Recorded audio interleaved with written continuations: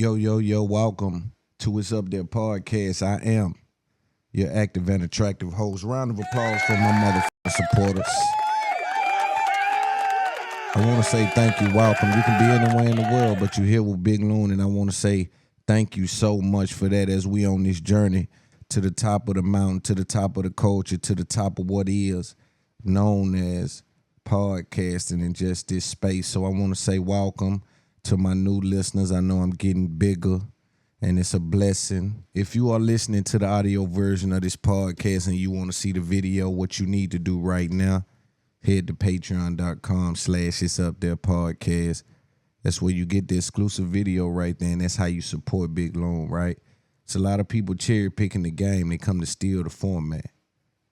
You understand? They come to steal the playbook. But they can't steal the understanding. I told them, good luck following me because I'm freestyling. When I start to be calculated with these moves, you're not even going to have the ability to keep up. Right now, you're just dealing with some dude freestyling through the market, right? I can attach to anything. I can do it any kind of way, right? So I'm just figuring that out. It's a lot of money at stake. I won't be tricked. I won't be fooled. If I even think a nigga make more than me, I get up before them. I'm getting up before, man. I'm working harder than. I know it look easy. It look like I'm just on here popping. Just look like I'm on here popping shit. Nah, it's a lot of work go into it. You understand me? This is Sunday morning. You got to start Sunday dinner early in the morning. So sometimes y'all dealing with Sunday dinner. Couple of different things have went viral this week that I was speaking about. One of them being when I was talking about the white rappers popping up. I had an interesting encounters, a bunch of interesting encounters. I mean, people telling me that I was wrong, saying certain things, so we'll get to that. Also, the Michael Rubin thing went viral. And I just think, man, the market is just hungry. The market is just hungry for this. They're like, yo, bro, nobody is approaching it like that. So the market is just responding, and I can't be more grateful, man. I can't show y'all or explain to y'all what I feel is on the horizon. You understand? Over the last week, me and QCP has been having a lot of conversations, man, and been activating our relationship. And I want to say, thank you to P, man, for reaching out to me. You understand? And he sent something to Baby, man. And like I say, certain things, bro, in this game, see, he ain't a rapper. So he got that exec spirit. So he don't have the same mindset as a rapper, right? Or someone that looks at their audience and don't understand the business opportunities attached to it, right? He kind of understands that, okay, we got a network, plug into that network, and we can make damn near anything sustain. And so, man, we looking to activate that relationship. That's the home team, man. That's my guy. I got a lot of deep respect for dude. You understand? A deep respect and deep reverence for what he's done in the game, his understanding, and his execution. And see, you got to keep up with me when I talk that kind of talk right there. Because understanding all by itself ain't worth a damn. Now, understanding all by itself ain't worth a damn. You got to have execution with the understanding. And then I want to have dialogue with you. But all you niggas running around with a whole bunch of understanding and ain't never executed nothing, I'm going to look at you in the side eye. I keep telling you, you niggas like zombies to me. When I get close to them dudes that got all the connects in the world, got an audience but can't figure it out, I be watching them dudes. I was telling my homeboy, man, I used to look at the dope boys like some of the smartest men in the world. Now I look at them niggas like they dumb. Even me, when I was out there, one of the dumbest niggas in the world, this big ass world with the internet, and all I can sell is dope. I can't figure out how to sell nothing else in the big ass world but dope. Nigga, they selling wood around here. Boy, they selling pallets of banged up furniture. It's all kind of hustling going on, and all I can do is grab some dope, some fentanyl. Man, y'all is, man, them niggas some of the dumbest niggas. I ain't talking about when you got to be down there because that's what's afforded to you. I'm talking about when you got the ability to put a spin move and you keep trying to ram it up the middle. You see, you niggas don't know you running backs. You got to spin move out the dope game. The dope game ain't for you to just keep running up the middle, man. You got to get in there, get however many yards you can get in, spin out. A lot of y'all keep trying to ram it up the middle. But if you can't do nothing but sell dope, in my opinion, but that's as I get older. I know as a young you think the niggas in your hood is hustling good, and I ain't saying nothing for niggas that gotta feed your family. Do whatever it is you need to do to feed your family. I'm telling you though, homie, there's different shit you can do out here. These folks selling. These folks is, man, my uncle and them taught me. See, that's why I'm trying to tell why I know my ingredients. Them can't fuck with me. I come up under rich niggas that we would pull up with trucks of cardboard. Me and my uncle would be riding around with loaded aluminum on trucks, got money, still picking up water heaters and shit. I come up under that kind of lineage. So that's why my understanding is just a tad bit different. Then I ask myself, I say, Loon, these niggas understand when I tell them, like, say, bro, I don't really go nowhere and get in the mix with all you niggas. Like, I don't really be partying respectfully, though. I ain't no rapper. I don't really be partying. If you see me out with somebody, it's probably really, really on some, I f with these folk for real. But I really ain't doing no partying. I really ain't staying up late and chilling and all that old sucker ass shit. I got plans, dog. I got strategy I'm dealing with. And my strategy say I got to be up at a certain time. Execution is got to be involved in the day, every single day. So I ain't like these other guys. So when they get offended by me and how I handle my inventory of my time, I start to say, now it's time for me to create separation. Because you don't respect what I respect. You don't respect how I feel about my future. Right now, set that to the side. I then say, what expectations you got for me, homie? What you expect for me to stop digging for? See, and then I gotta understand a lot of times the niggas is workers and niggas is bosses. So as me, I'm speaking as the boss. See, you gotta pay a worker to dig.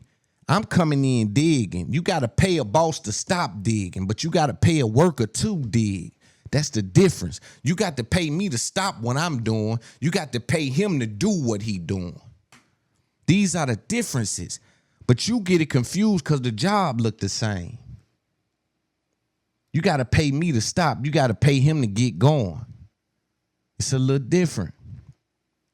Nigga been hustling 10, 15, 20 years, ain't never took vacation. You see me on private jets, you think that's a vacation. Y'all got it all confused. Y'all got it all confused. I'm on private jets, which that's privilege when we view it from when we zoom out. That's privilege in itself. But what about this, my fourth flight for the day? What about this, my fourth city in 8 days? What about this, my 8th flight in 13 days? Right? What about my body, my health? You understand me? All these things that I gotta consider. But again, perspective is lost when you dealing with the internet. Ain't no perspective. But I think that's a real good question. Why do I stop digging? Now I don't want to party. Dior won't see me this month. I'm digging. Gucci won't see me. I'm digging. Taking care of my business. You understand me? You pay a worker to dig. You pay a boss to stop digging. What you paying me to stop what I'm doing? Because what happens is I respect what I'm doing. I view what I'm doing in such a way that I understand that as long as I dig here, I got a diamond. So what you gonna pay me to stop working on this project, stop working on this business, stop working on my clothing line and come clock in for you? You want me to stop working on my entrepreneurship and come clock in for you? What they cost you? What it costs me to stop doing this up there podcast and come be a host on your show? Right? What they cost? All right, so we got to understand, you pay a boss to stop digging, you pay a worker to start digging. But then you deal with and they'll stop digging for anything. That's the problem. You stop digging for any old reason. It got to be extreme circumstance for me to stop hustling. It's just in me. I can't even sleep late. Y'all maxing and relaxing. I be looking at weird. I be walking around. That's why I don't hang with a bunch of niggas that throw my frequency off. I jump up at 4, 5 in the morning. And if I jump up, see, that's why I'm saying traveling with the home team and had these Airbnbs, right? And it's 10, 12 in there. But I'm on a mission. So 4, 5, I'm up. Boom. I'm up over here by the pool with some coffee and a blunt, just thinking about the next 2 hours, what I'm gonna do, right? And the rest of the house sleep. That'll pull my frequency down. You understand me? So sometimes that's why I don't hang with nobody, because I know how I am. When I get in that mode, I need to be in that mode. Watch out. Everybody move around. I'm in that mode while them thoughts and ideas is moving around, and I can execute them if I can just grab hold to them. Them letters from God I be talking about. See, I know an opportunity ain't an opportunity with no information attached to it. It's a handout. And a handout don't last long. You need a handoff. A handoff mean I'm a part of the play. I know which way this going. I know where the block's at. I know what's going on. A handout mean you don't got to know nothing about what's happening. Here's the play, and we gonna run it for you. A lot of these nilly vanilly when we talk about business. You understand? They just in front of the microphone. They ain't got nothing to do with the actual business, the actual sound of it. Like when I was talking about the Michael Rubin party, for me, I just view it different. And some people don't view it my way, and I'm okay with that. But all the rappers we saw go broke, and we tripping off rappers going hang with billionaires, these went broke and busted and disgusted around here. They ain't having a dime. And then we see young trying to go get up under billionaire, see what kind of information we can get, and then niggas still say, yo, that's a problem. But I think I figured out what the issue is. I think they done closed these up in the rap. So everything they do, they viewing them as rappers. See, they don't understand, Loon, I'm a different kind. Some of the shit I do ain't got shit to do with y'all. Because some of the shit I do ain't got shit to do with me, nigga. Some of the shit I do, I'm trying to pop up in my kids in them world. So if you see me pop up at WWE, that's because my little boys and them watch that. I'm trying to pop up in their world right quick. Fortnite and all that. They ain't got nothing to do with looking cool. That's about my family. Every move I do ain't gonna make niggas think I'm cool. Some of this shit about my family. Some of this shit about information. Some of this shit because what I'm dedicated to, what I believe in. The places I give my money to ain't got nothing to do with looking cool. Wherever I post up at and give back to ain't got nothing to do with looking cool. You understand? That's the problem. Everything I do, y'all want to attach it to me I need to look cool doing it. Some shit for my little boys. I don't look cool doing it. Some of my homeboys they daughters be putting shit on their face. They don't look cool with this shit. Fuck all that. This about my little girl right now.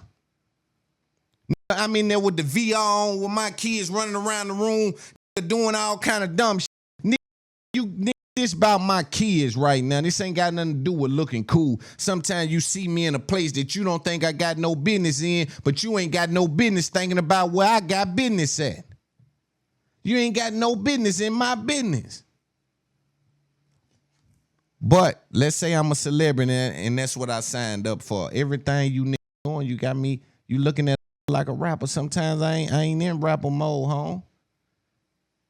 Yeah, when you see Elon Musk out there, Peele, because he been working hard. He been in the house for 10 years straight. Ain't been nowhere to get no sand. Ain't been nowhere to get no sun. Nigga, that wasn't a look cool. I'm on vacation right now. This about my mental health. When you see a nigga what doing yoga, that nigga look dumb in a motherfucker to some people.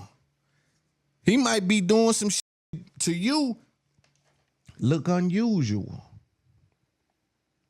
But this ain't about you right now. And this ain't about looking cool. This about what effects is what I'm doing gonna have on what I'm trying to do. You understand? So everything got a reason for it. You see me close a deal with Fortnite and I pop up in a game over there. Ain't got nothing to do with rap shit. Don't no motherfucking exec need to come telling me, well, man, that don't look good because you know you a rapper. Man, I'm trying to pop up in my little boys in them world, man. They play that game, man. Lock me in with them people over there, man. Them people know I'm the truth. They deal with me over there. Don't you trick me into believing that. A bad move is a bad move, but we gonna examine it and put our eyes on it. And if my children like it, and I just lose with my kids then.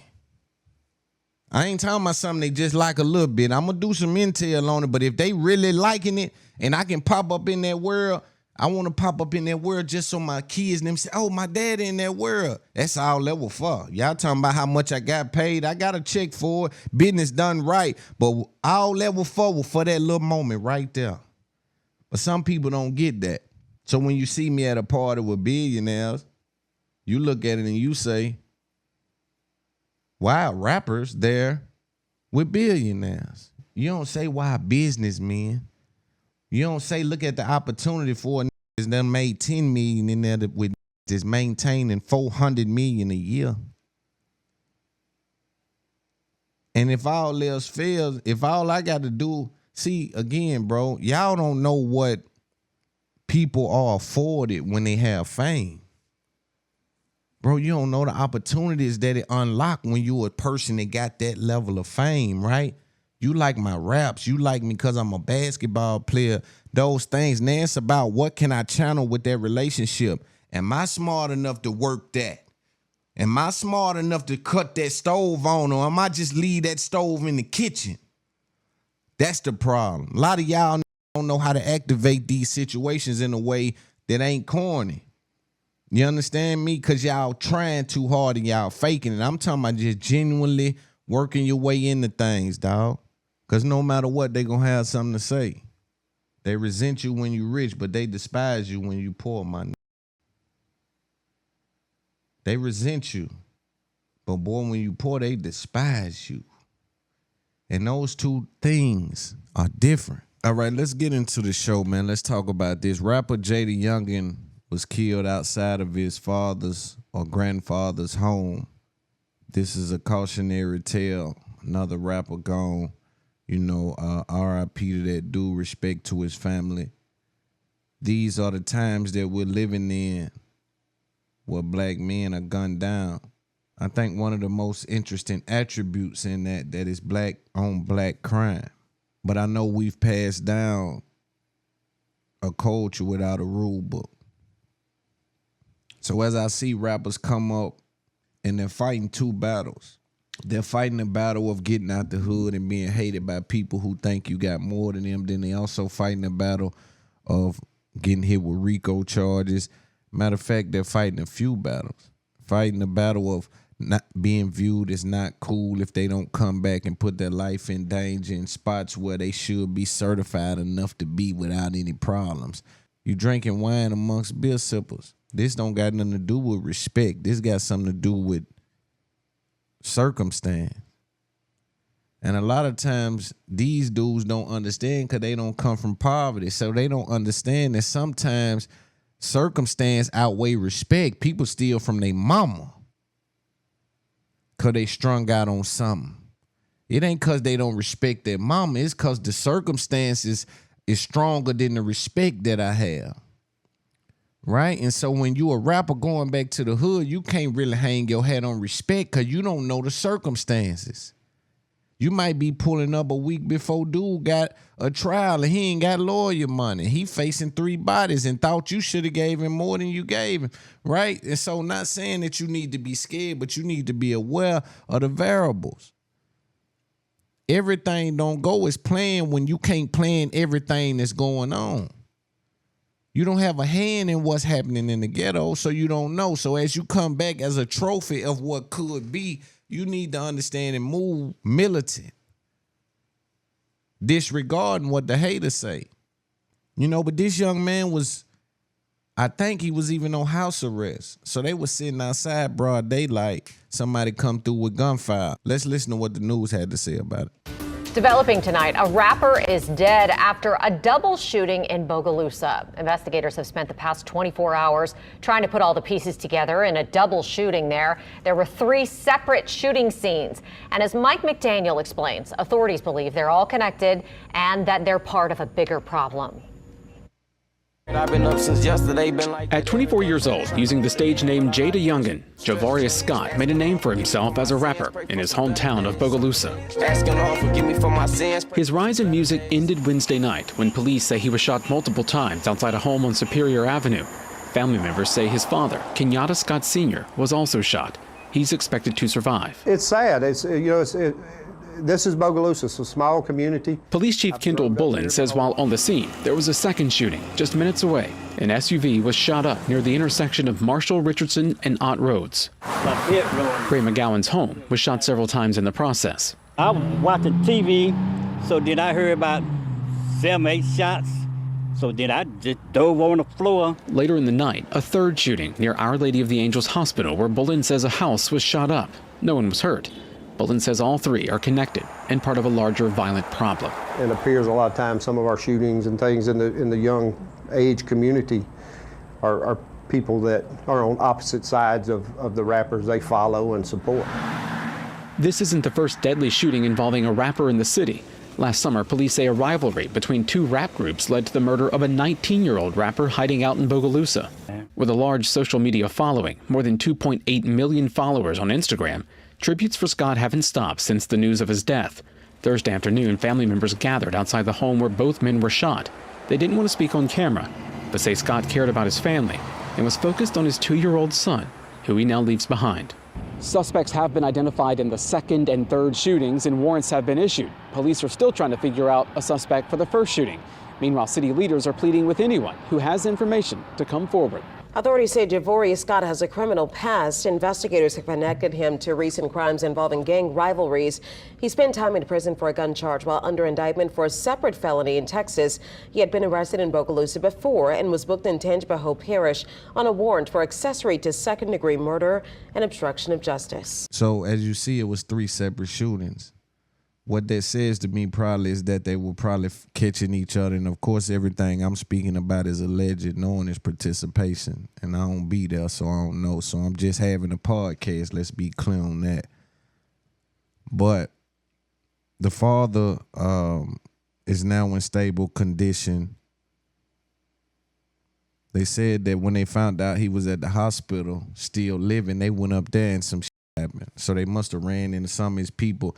Because you know, if you're at the hospital and you famous or you somebody that's just known in the hood, they'll gather around at the hospital.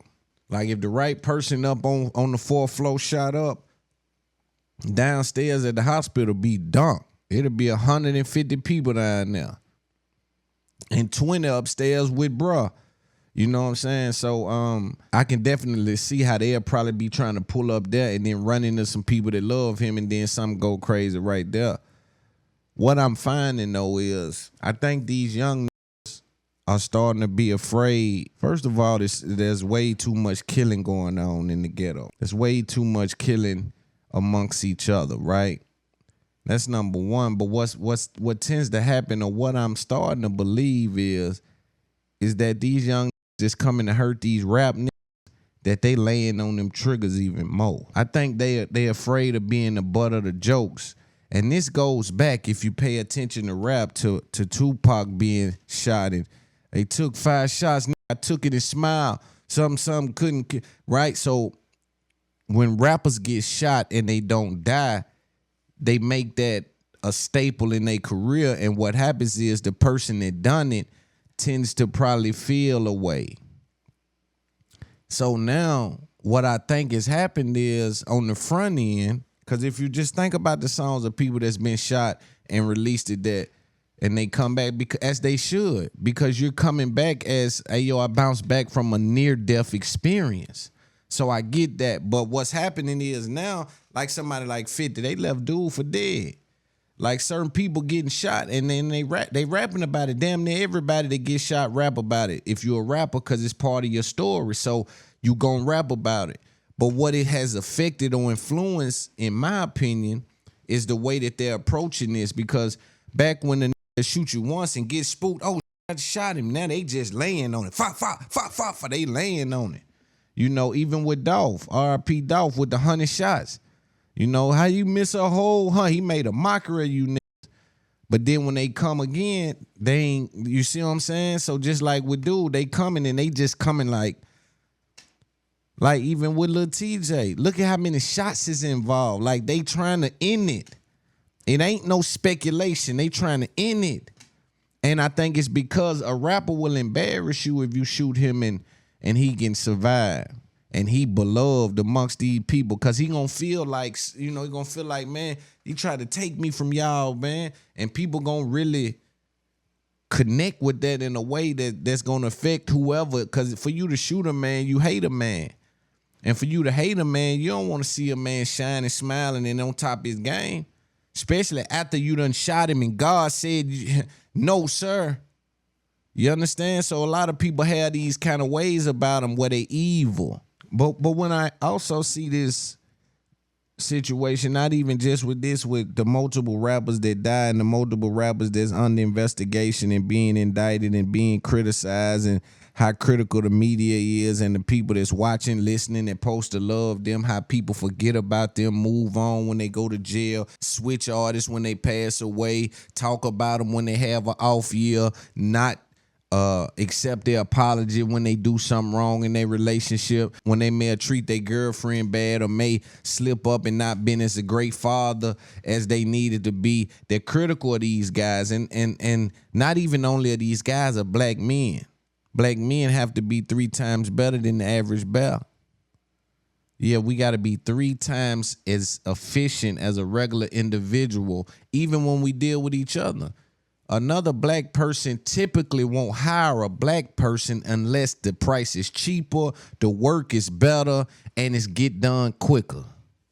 So it's almost unreasonable to get the job when we deal with each other, because the same expectations ain't there. They'll let someone else of a different culture come into the house and have their time, take their time, do it with elegance and effortless, have as much a leeway as they need. Take your time. But if it's gonna be a black dude, how long they gonna be here? How fast can they get it done? What is the work gonna look like? I don't really want to pay up front. It's gonna be a way to try to, and that's even with us. So just picture how they feel like they need to deal with us.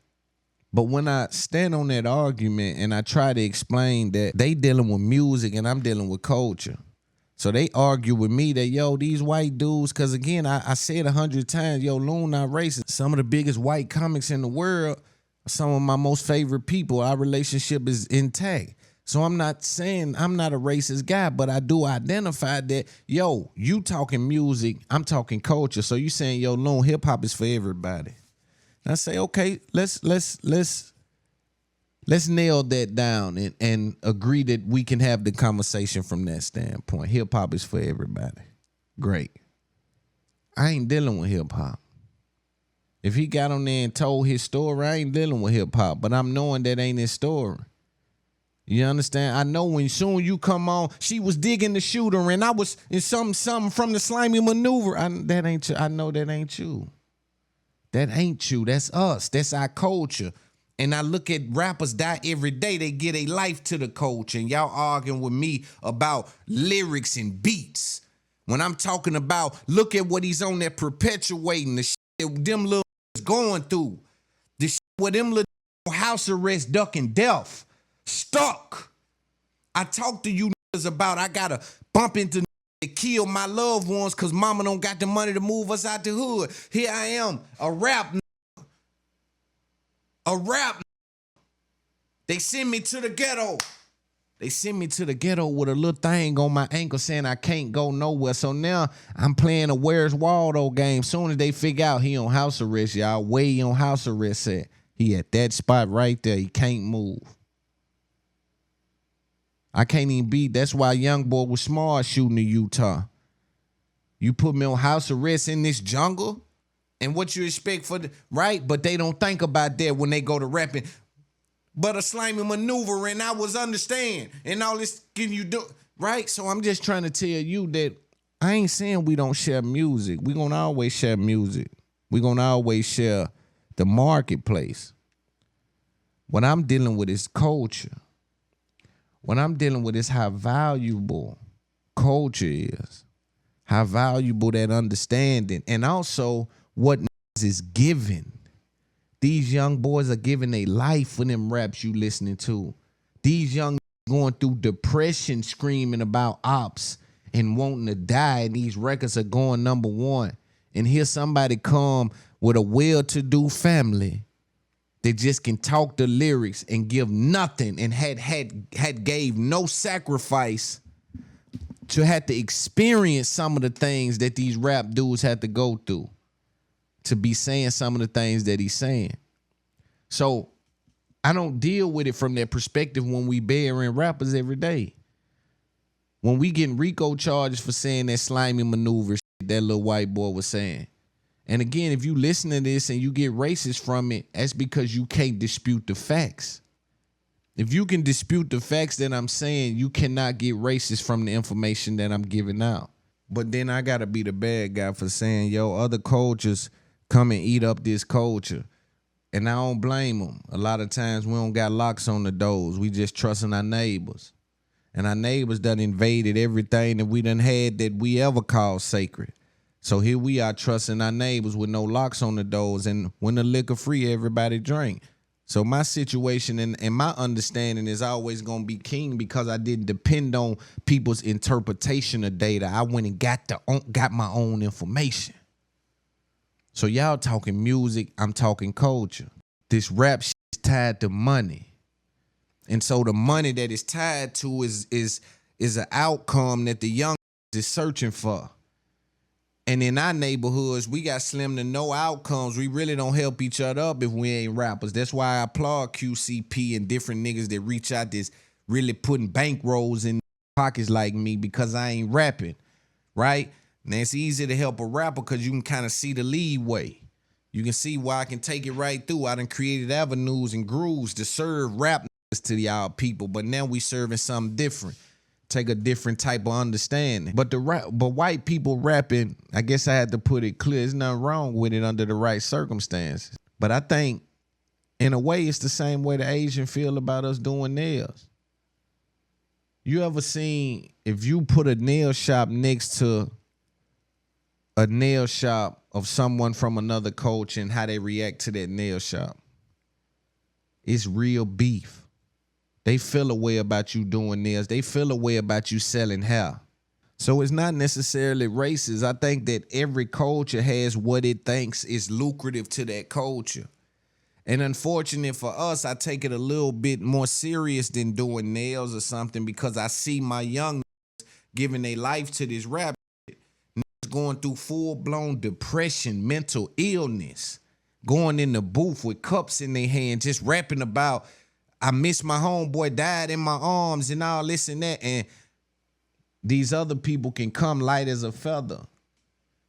Picture Thug and Gunna and them being right now, got RICO charges where they talking about slime. And then white boy say slimy maneuver and the crowd clap like, right? Because ain't no RICO coming from that. Ain't nothing coming from the white boy saying that. You clear, my brother, you doing, right? So I want y'all to understand what we got to give to get the results we getting. But I want to say RIP to Jaydayoungan, man. Rapping is one of the hardest things. Now, I do come around to that, man, because understanding that, especially in those situations where you got legal cases going on and they trying to pin you into the neighborhood where you can't go nowhere with a little thing around. All it's gonna do is find out where you at. See, they came broad daylight, bro. Them folks came broad daylight. Ain't no rules in the ghetto. They don't got no rules, no respect for nothing no more. They coming. Let's talk about this Will Smith thing. Speaking of actors, I did go see the movie Nope. I'm not sure if you guys saw that latest release from Jordan Peele. The movie really didn't have a understanding in the ending. I stayed on it though. I mean, I was up. I'm sitting there like, damn, it's a great movie. Like, as far as kept me engaged, kept me kind of at the edge of my seat a little bit, but there was a bunch of nothing, like, in regards to storyline. And I'm not sure that I understand that approach. I mean, he has been great at doing his movies. And I'll give him another swing. But for me, movies is a beautiful thing. I like movies. I like going to the movies. I like the whole experience, that whole vibe. That's my thing. But Will Smith returned. For those of you who didn't know, Will Smith smacked Chris Rock about 6 months ago at the Oscars in what I called one of the biggest mistakes of his life, or that we have ever seen by anyone of substance in the public eye. But I also cited that I believe at that time Will Smith is just broken, right? He's been dealing with, so I keep telling y'all the metaverse is affecting the universe. So what's happening is online is attacking you, and those attacks feel loud, they feel real. It's hard to get away from those. And not only that, just personal experiences, trauma that he may have went through, healing that he hasn't done yet, fears that he hasn't faced yet, situations that he hasn't conquered. Those things has you in a very, very slippery spot that if all these things happen at once, it lights a fire. And unfortunately for him at that time, it just happened to be one of the biggest nights of his life. Chris Rock said something about Jada Pinkett, the beautiful Jada Pinkett, and Will Smith just went up and smacked him on TV. Now, I felt for Will in that moment.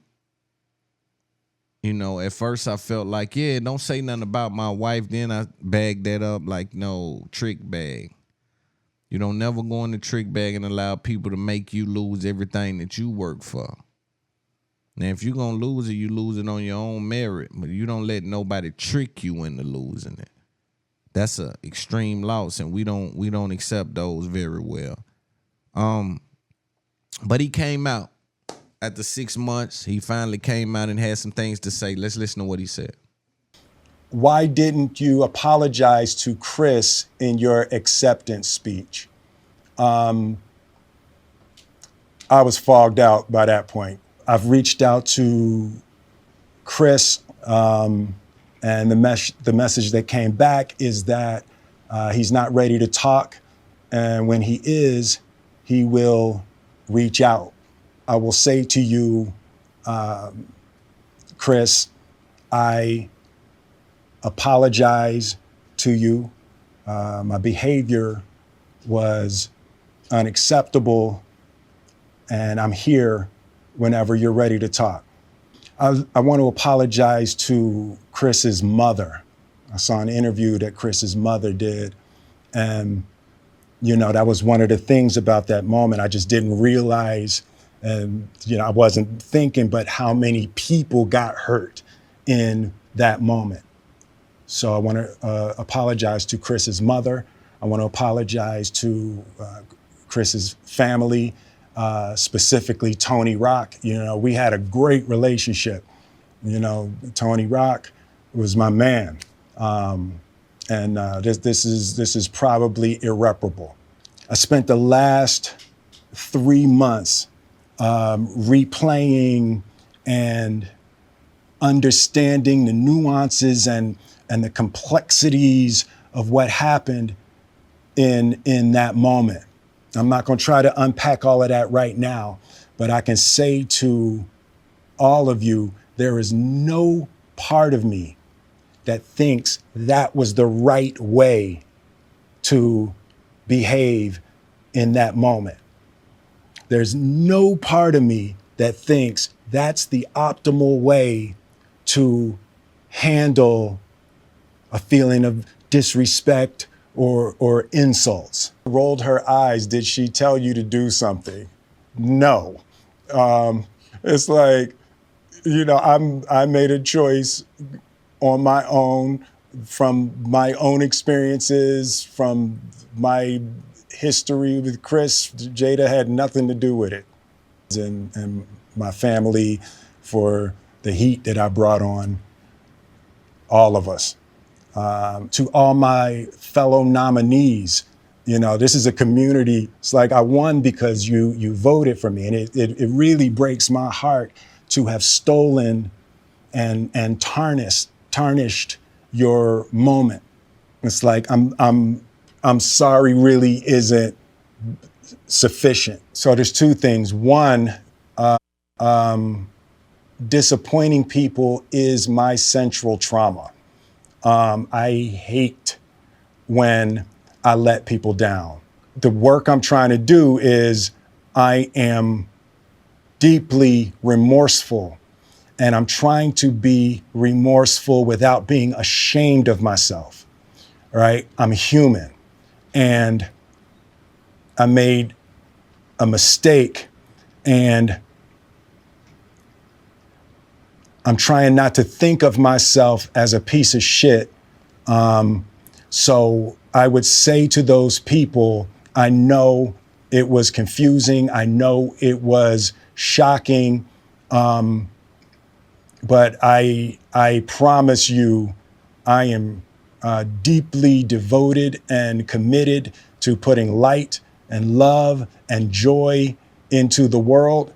When I view that, man, you know, the first thing I say is, because you know me, I'm always looking for the lesson in things. And so when I first see it, I say, although the apology to Chris Rock is important,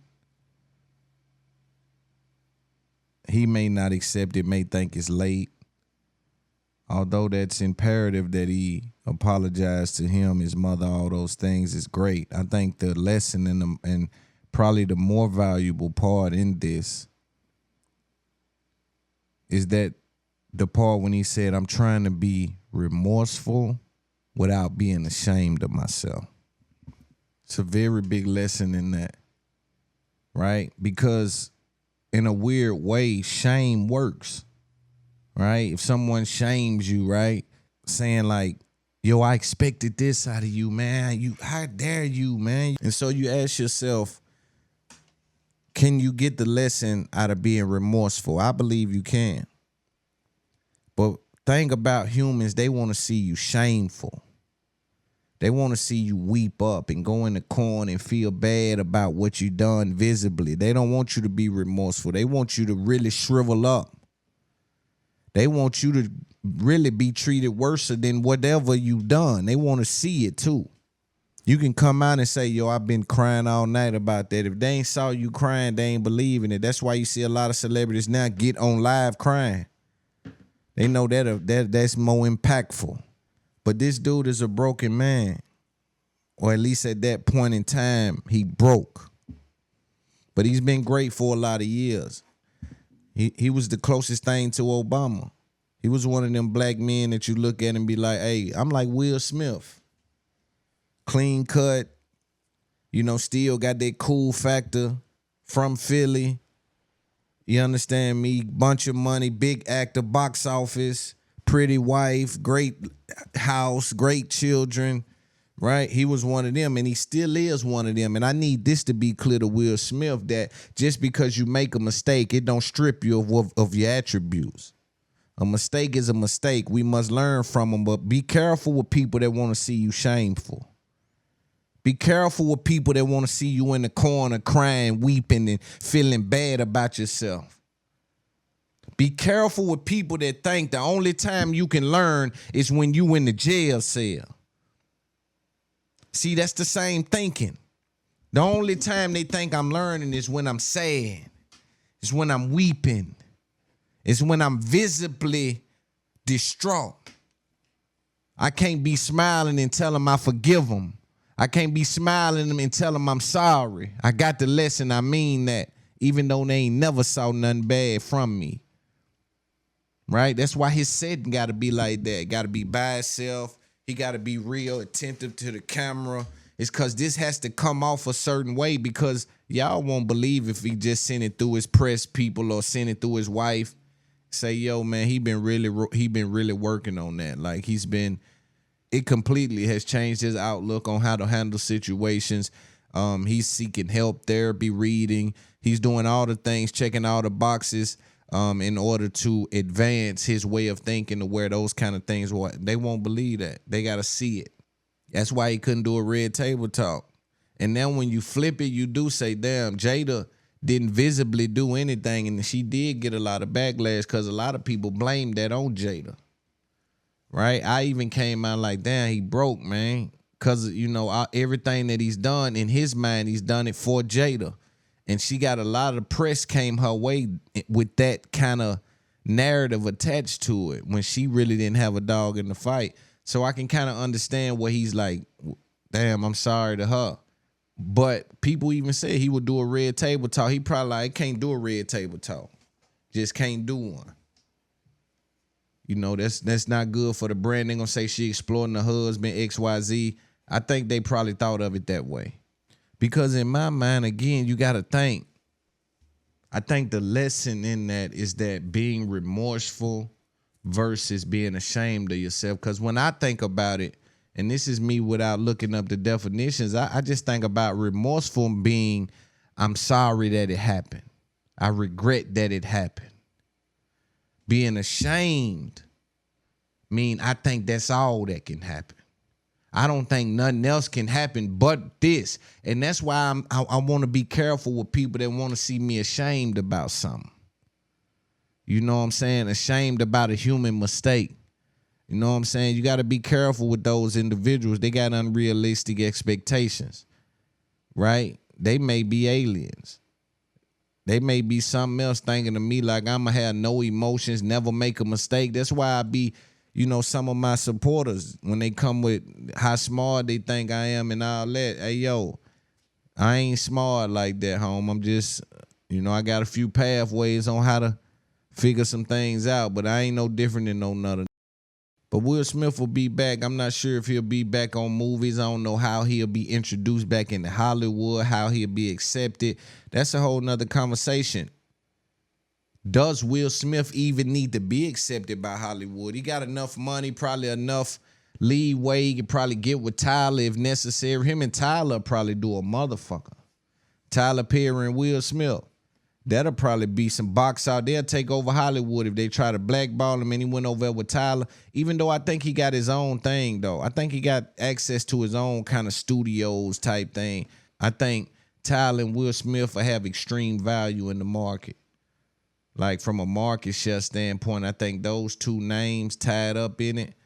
But I think he's still involved with Bel Air and all that behind the scenes. So I think he's okay business-wise. I don't know if he'll still be on-screen talent like he was. He may still maintain his executive roles. But he'll have some hills to climb in the near future. All right, so let's talk about Wack 100.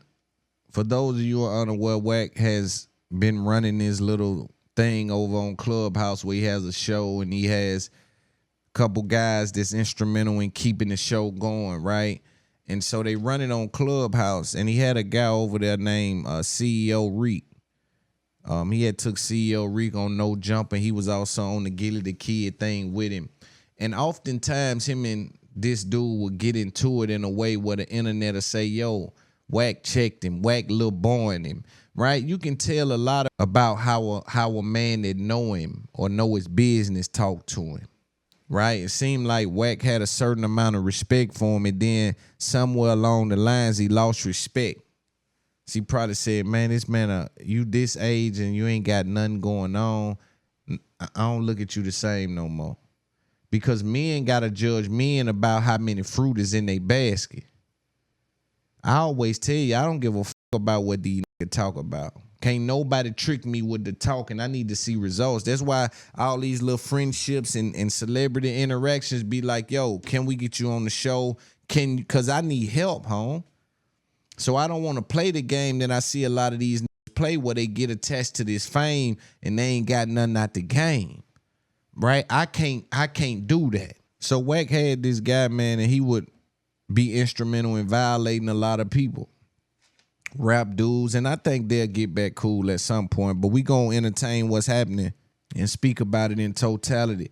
Like when they did the stuff on Jim Jones and called him a rat, and I haven't seen any paperwork still, but Reek was in there for that. He was in there for a lot of these, right? Which makes you inherit certain things, right? So it almost like Wack was playing a trick on him. Like, I'm gonna get you in beefs knowing that you need me to stand by me because whatever soldiers and that I got gonna go when I go. If you stand alone with everything that you done, you in danger. And if you don't recognize the danger you in by yourself, you may not be a street dude, and that's dangerous. You understand? So he would always get into it with this dude and kind of check him. You know, like, now we ain't talking behind the scenes, we gonna talk out loud. So Wack run into this Reek dude on Clubhouse. This was back when Tekashi and them first came on there. He run into him, and he liked how he kind of talked in one of the rooms. So he pulled him a little closer, put him in position, started getting him on shit. he went on No Jumper, things like that to try to further his brand. I'm not even sure that it translated in a good way. Like a No Jumper interview is supposed to do a little bit more than what it did for his brand, not Wack, but for CEO Reek brand. But anyway, he goes back to Clubhouse. So evidently, there's a problem with Wack 100 and his top dude on Clubhouse.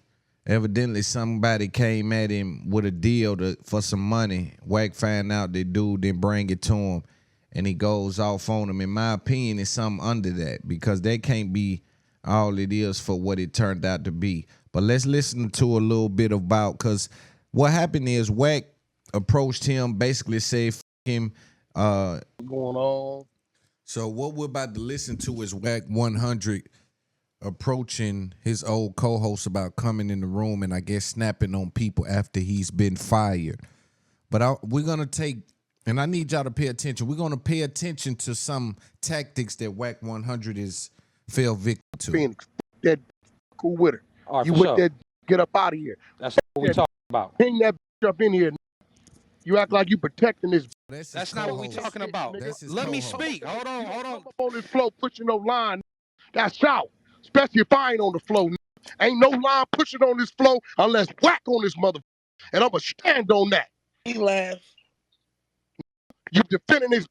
Call that in here. Call the nigga. What you waiting on? He laughs.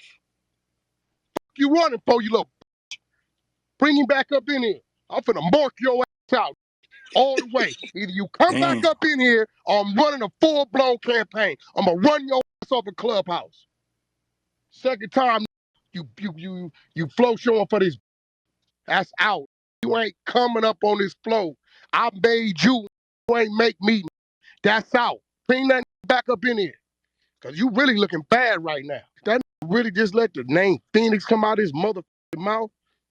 It's like this. Anybody I catch, that in any room on this 100 side, we ain't fucking with y'all. Until Blood come back up in here and stand on this stage as a man and state his case, he's out. That's where I'm at with it.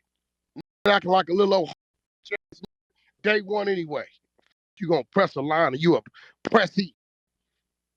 You ain't a presser. Why he run though? Oh, you know why? Same reason why he came up in here trying to press a line on me. Hey, check this out. It's too many of y'all to let it come up in here pressing lines. Y'all supposed to pack that out.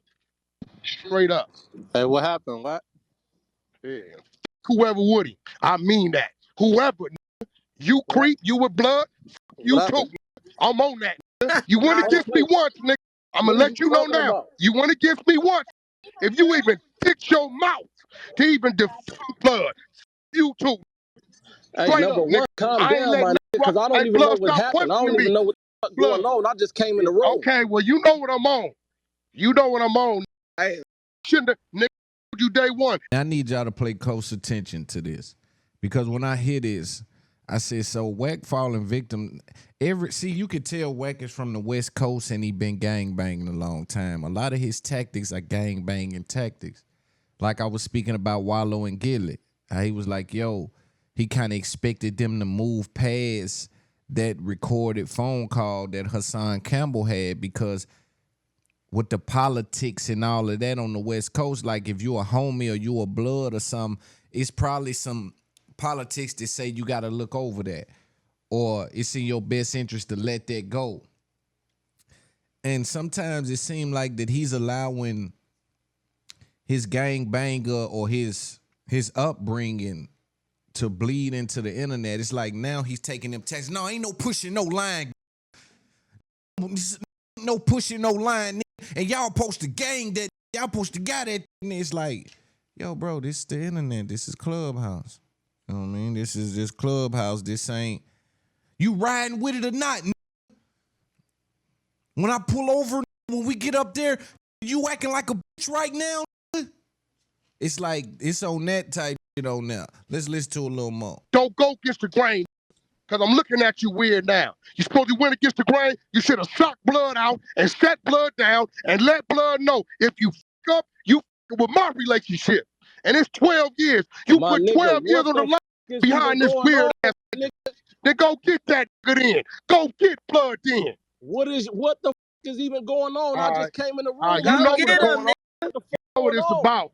You know what it's about. Tell that bitch ass, tell that whole come on up in here. He just ran up out of here. Said you like to defend that nigga. You should have stayed out this shit. Go get him. What he running for? What are you talking about? Go get him and tell him. Hey, blood, get blood off my face. Hey, listen, homie. Yo. Hey, listen, homie. You finna turn this shit to something what you ain't got nothing to do with you, nigga. I suggest you kick back, my nigga. What is you talk? Hey, Wack, you turning up on the wrong nigga. The title, Kim, that, and who with it? Straight like that. We can draw the line today. What is that with it? It bring his in here. He came in there super hot when I wasn't in here. Call that whole ass nigga. Let the hallways know he's a hoe. Bars. You don't want to with me, little boy. I'll fuck over you, nigga. Come up in this mother room hot like that. Yo, Creek, don't say another word to me about this unless you sucking blood out. Shit, we don't need nobody. Run my 2,500. I need that tonight. Or it's on. Hey. Nigga want to play, let's play. Going on. I was 500 deep in this before I let in y'all on the stage. You know why? They see me go up in the room, they see what their title say. Come up in here, too much defending on that. He ain't put no work in on the yet. Don't come in here defending this if you ain't gonna go deal with him. If you pay attention, you see he ain't putting no work in, and nigga, you pushing the line and all that. That's gangbanger talk on the internet. Come up in here checking nobody. You owe the greenhouse. Matter of fact, we're gonna tally that up. We need our 20%. I'm gonna get it out when I see you. Want to get out with Nina, boy, pull up on Wack. You will go to bed tonight. That blood, tired of this ass, think about his old ass, conniving, deceiving ass, whole ass, fake black ass, bitch ass, mark ass, bitch ass. He's a and ain't no turning back now. Bring your ass in here. Where he at? That really came to the flow and ran. You just got marked out of the whole app. If I catch you on the flow, it's block party, we ain't fucking with you. That's where I'm at with it. I'm going to show that who he ain't. Because he pressing the line like he's somebody. Little boy, 40 followers when I found you, little nigga. Wasn't a gang slogan coming out your mouth. You niggas know that. This is how gang politics work. Right? If I got a problem with your little homie, I can orchestrate, hey, bring him to me. He can't hide. Bring that little over here. And he'll show up where he'll have to show up over there. So it's like he trying to pull rank like it's blood talk or like it's gang talk, and it's the internet. So a lot of them go to hiding from him. See where he at. Let me see. Right? I ain't never dropped. Yo, call your man. Yo, call your mans, bro. That's your mans, right? Man, a just said I ain't never dropped my PTR, bro. PTR is your profile picture. They on there like it's a flag, man. I ain't never dropped my flag, nigga. I been banging since I ain't never dropped my PTR. I know what the fuck I'm doing. Call y'all mans. I'm with a real renegade wolf. I done stood against my whole set, the streets, and stood against it all. I don't do no fold. No fold. Chain only strong as the weakest link. Hold the squad, see we got a weak link. Hey, yo, what? If you ain't talking that, don't talk to me about that. Bro, at the end of the day, I know what I'm supposed to do, my nigga. What I'm saying. Okay, then what you talking about? Hold on, but all that. Because you went against like, me the other day. Something you weren't supposed to do. You went against me the other day, my nigga. You went against me the other day. You went against me the other day. For the 10th time. Hey, bro. You got the wrong nigga. You definitely. I've been rocking with you. Hey, check this out. Hey, check this out. Get on. Hey, bro, what you talking about, nigga? You want to go there with me behind Reek? Is that what you want? It don't got nothing. You want to go there with me behind Reek? Hey, look, it don't got nothing to do. It don't got nothing to do with Reek. It got something to do with how you talking to me. No, it's all to do with Reek. Don't come in here talking to me if you ain't. Hey, blood, drop my burner off at the studio. I'm telling you, I'm going to go there because you went against me. I'm on the way. I'm on the way I'm 20 minutes from it. I'm in the IE. I'm on my way right now. You're going to keep moving with a coward. You're going to keep moving with a coward. You're going to keep on moving with a coward. You're going to keep moving with a coward. I ain't got to answer damn question Everybody about in the nothing. room is trying to figure out what's going on. Nah, they know what's going on. You don't know what's going on. No, it's good. Oh, Hey, I didn't you go went against. against me. Oh, You my went nigga, I against didn't go me. against shit. You went against me. You asked who should stay on the. Right. You asked if the stay on the floor. Asking if. So again, man, for me, in regards to Wack and Clubhouse, I don't see the benefit he gets. I think that he has put a lot of things at jeopardy with Clubhouse that wouldn't have been at jeopardy if he wasn't with Clubhouse. His relationship with Big U has been tampered with. His relationship with the gang, Blueface, Gilly, Wallow, and he's gained like CEO Reek and some of these little that's in Clubhouse talking. Like, just do the risk assessment. Like, you understand what I'm saying? What he's lost and what he's gained. Now, he has gained somewhere to be all day. Like, if he was bored, if he's just making money, basically sitting around doing nothing, he can live there and chill there and be there. What I think, though, is that his natural thinking, the natural grooves in his head because he grew up gang banging, he just applied that thinking to damn near everything. And I'm not saying he can't operate outside of it because sometimes I don't see him take the approach that the gang will take in regards to action. But I always see the gang mentality, the thinking. In his thinking, I always see it like you hear him talking to his homeboy. You went against me. And this is about somebody on Clubhouse. Now, granted, there is money involved, but he ended up kicking dude out. If you just lay out the list of people that he's got into it with, you got Jim Jones, you got Big U, you got Keita, which is supposed to be Big U niece. You got the Nipsey thing, you got Gilly, Wallow, he mentioned No Jumper. He's mentioned the BMF shit. Who else? He's went at it with Benzino and the LGBT and just several 21 Savage and just it's been several people that was before this he was in good grace with. He can make a phone call and they will with him. And again, he's gained little niggas that when he get on stage to holler 100, that's what you swapped your relationships out for. So for me, I don't see that being smart. Now here's where things get sketchy and slippery. After this, a couple of days pass over. You know, he done kicked Lil Buddy to the curb. He done messing with him. And, you know, he a flunky. He called him a dude boy, pull up on him, try to get his money from him. You know, dude, I guess still trying to be in his crew. But he came back and he said something. He was in a room, I think, in Clubhouse. And he all of a sudden, Wack 100 said, yo, the feds just called me about Jay Prince. And everybody said, say what? Said, yeah, the FBI just called me about Jay Prince. And he had and I guess he had recorded the phone call. This is a very interesting thing. Let's listen to this. Hey, the feds just called my phone 2 hours ago. What they say? On Paru, I recorded all that. So they be on here listening. Yeah, they're using. Yeah, Yo, Phoenix, where you at? You on here? Hold on, one mic on Wack. What happened, Wack? The feds just called my phone 2 hours ago. What they was talking about? I seen this, right?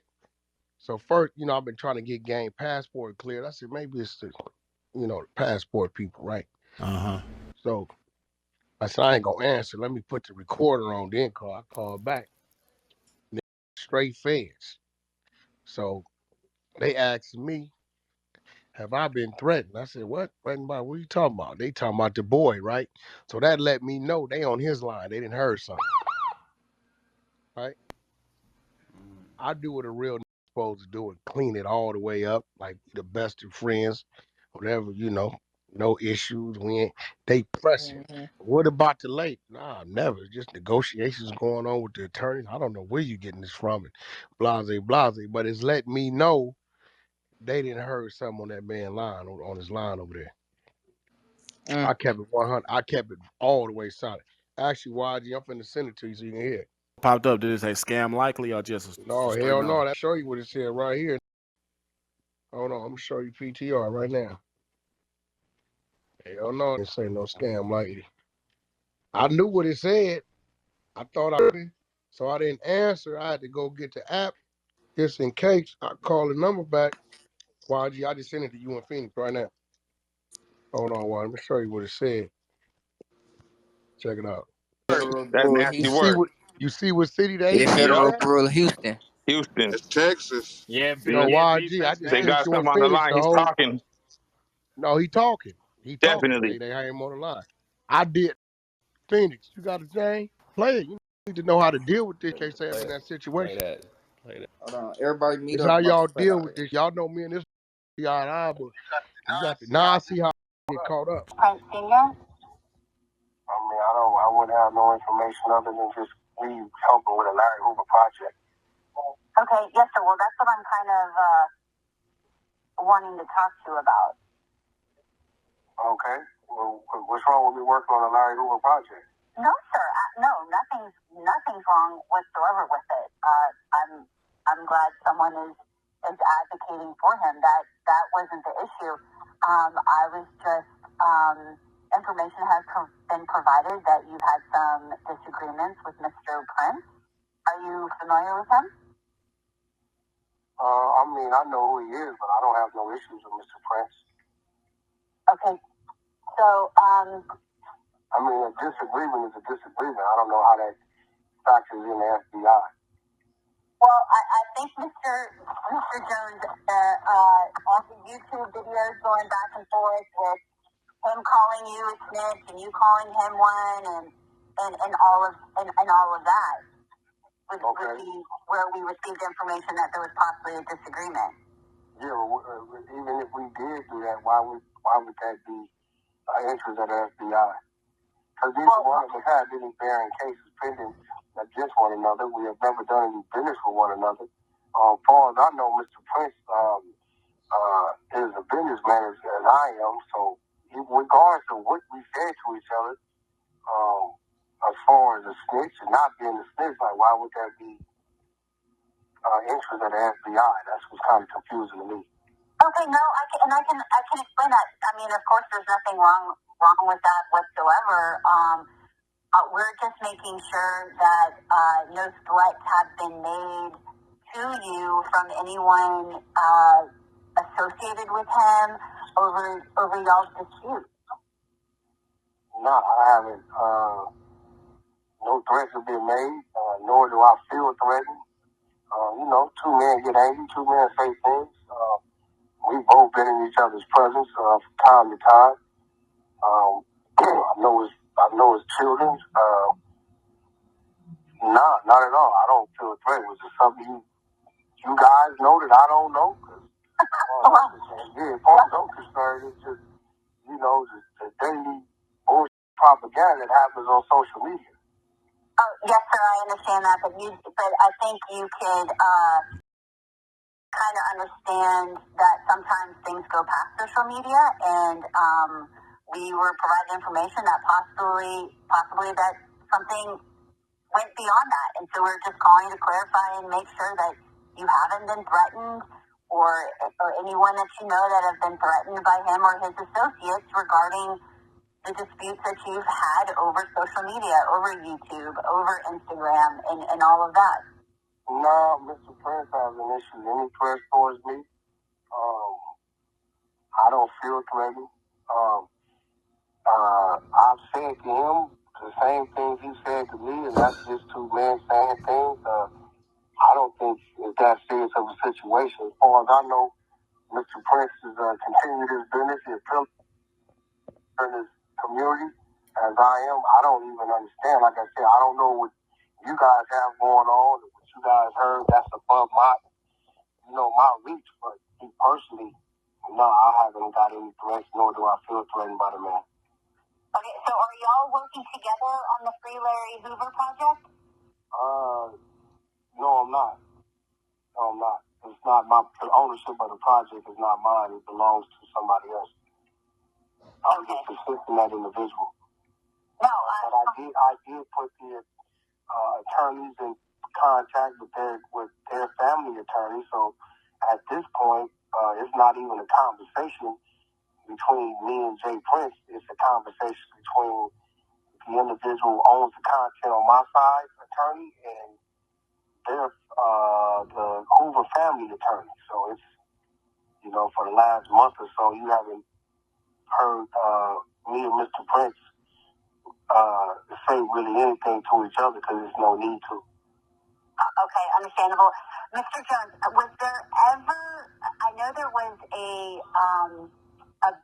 I don't know, did she record an interview? I don't have her name present, but she's out of LA, and she recorded a video with Mr. Hoover at one time. Are you familiar with that? Somebody recording a video with Mr. Hoover? Or an interview. She conducted an interview. Oh, yeah, we have 5 hours of interview.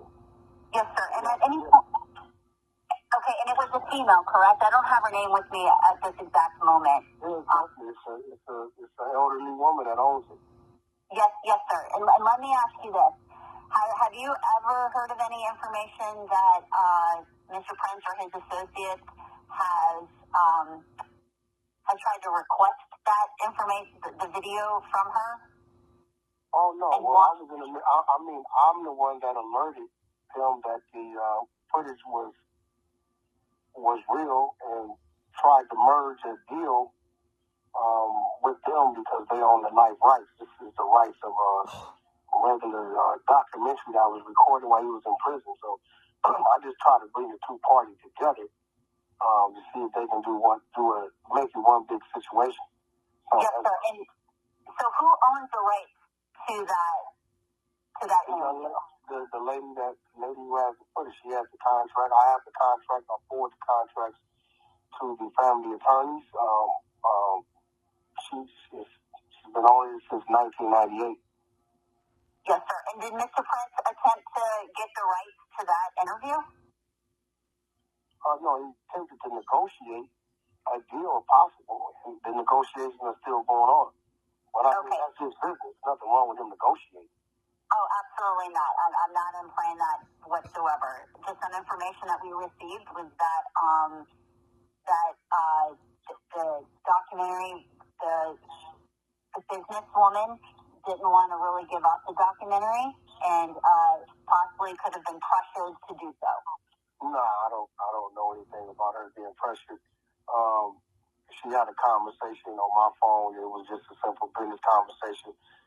When you're doing business, there's always offer. Either you're going to accept the offer or you're going to continue to negotiate. So as of right now, we're still negotiating. She's negotiating. It's just the two attorneys are talking and they're figuring it out. Other than that, Mr. Prince has been a close friend to the Hoover family. He's done a lot of business, overseen a lot of business, so the man is well in his right to attempt to negotiate. But that's all it was negotiations, no more, no less. Okay. Well, I appreciate your time. Thank you so much for talking to me. If you want to keep my number and anything comes up or you hear of anything dealing with any type of threat or... Y'all got to know how to handle it. And so we just have to follow up. And so I just thought I would talk to you directly instead of, just these things are all in fun and games. A lot of times we play the media because we got events coming up. We got artists' things coming up. You know what I mean? So, kind of like the social media is not all real. A lot of it is fictional. A lot of it is just, it's pre-thought out to put some attention on something we want you to look at. But me and Mr. Prince, we're good. The lady who has the footage, she's good. The attorneys are talking. I can forward you my counsel's number. His name is Alex Kessel. If you want to get a hold of me, you can call him, and then we can take it from there. But other than that, there's no problems on this side. And I would hope to believe there's no problems on Mr. Prince's side.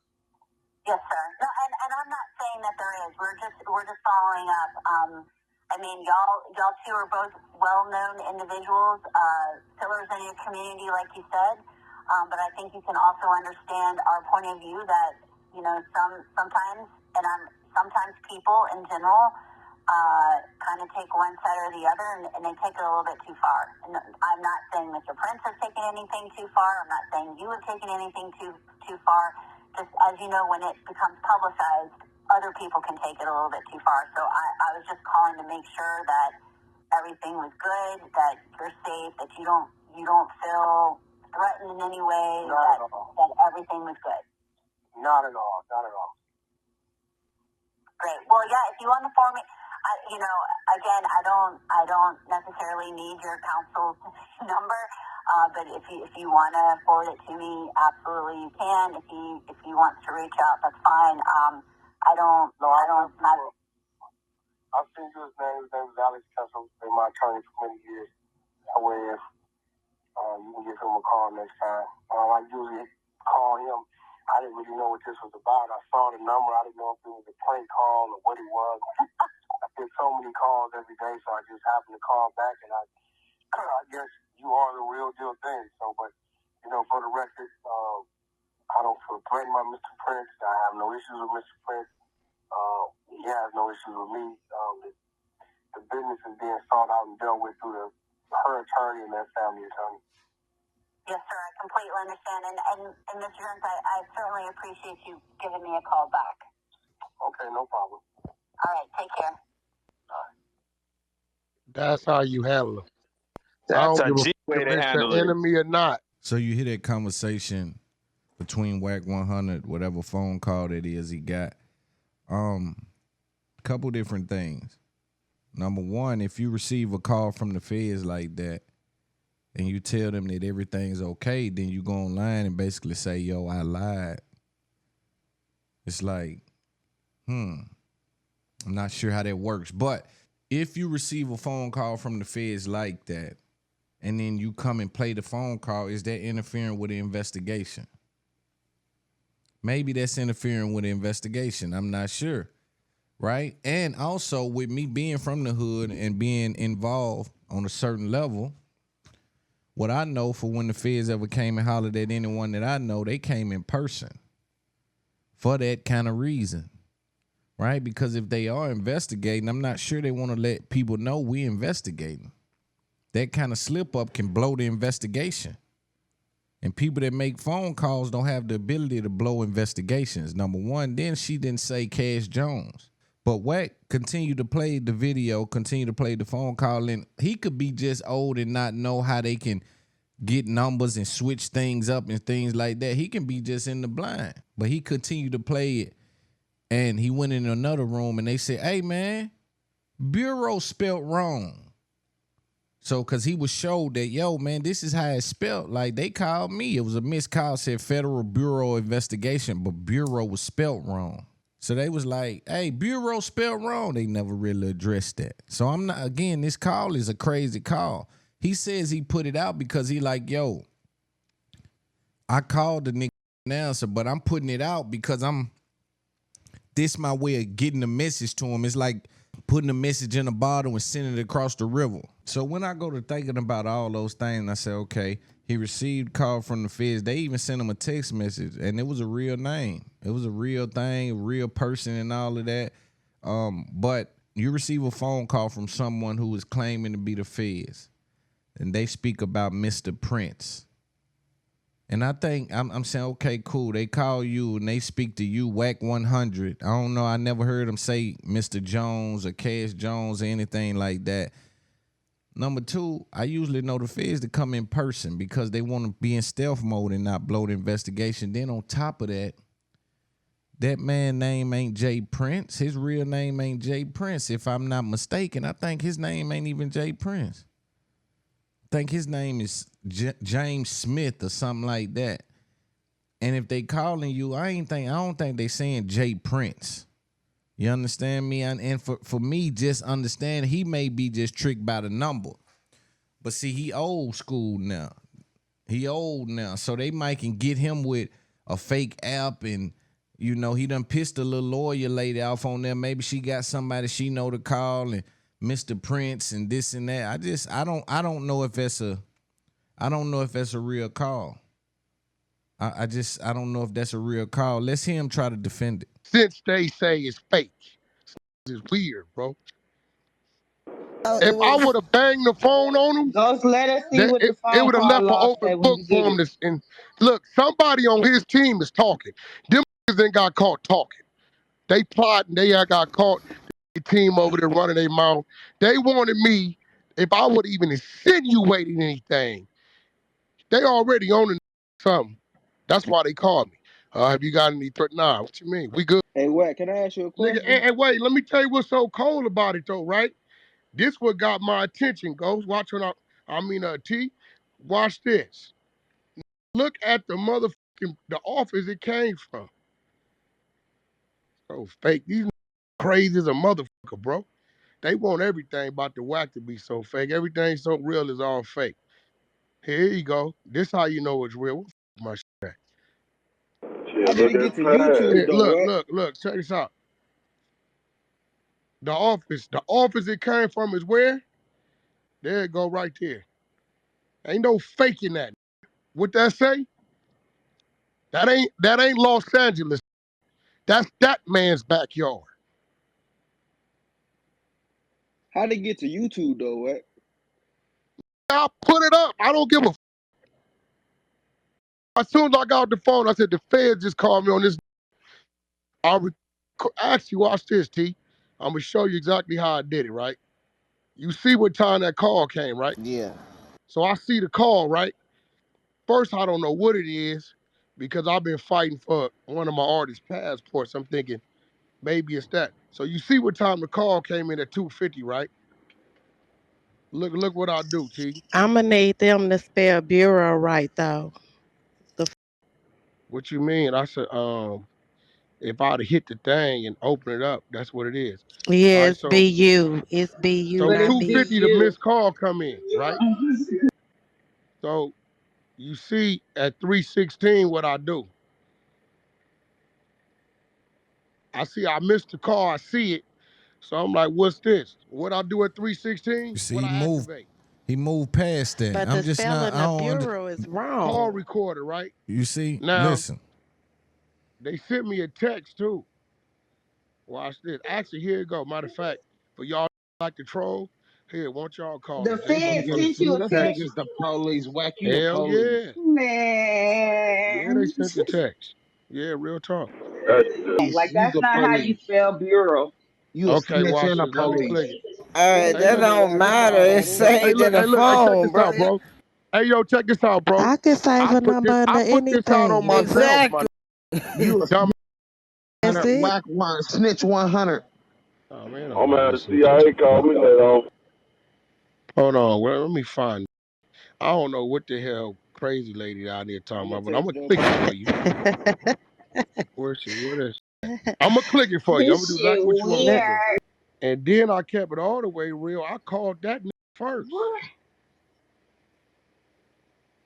Called him, Jay Prince, called Dub C, and I called my man Ball in Dallas and sent it to him. I said, tell your man they own it.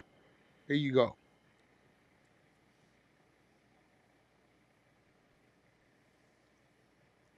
Now, for those of you who are listening, he's posting certain things, you know, proving that he called around and things, and proving that these are incoming calls and he didn't call himself.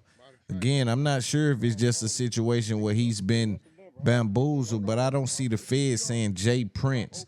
Also, the blogs didn't pick it up. We'll speak about that in a second. Yeah, play. Here you go, right here. There you go, right there. Call the mother. Call your motherfucking heart out. Yeah. I just opened the motherfucker up. That's what you wanted, right? Don't go play with them folks, man. Call your motherfucking heart out. Shit. Telling y'all. Call your motherfucking heart out. Call the motherfuckers. Have at it. I'll be right back, too. Out of here. Hold on. Also, if you just looked at that picture, it showed that you can video call them. I'm not sure that they'll have like an iPhone to be able to video call the Fed. That I want to. And again, this can be him being tricked. He old school. He don't know. I gotta run. Yeah, I'm like, bro, why would this make up a whole phone call? Yo, T, listen, I put it up. Tell me how it get there. There go the text, you weird. I don't gotta create no nigga. I don't gotta talk to you ever in life, and I'm who I am. Who is you, nigga? Y'all in a whole nother talking about me. If you're looking, that text is from yesterday at 2:53. Not today, when the phone call was. So evidently they text him the day before. But see, these are for people that's paying attention. It ain't business, talking about but I'm one of them guys that just pay attention. who got time to go You fake That's call? what I was trying to Every say. 2 weeks, Shit. something going on.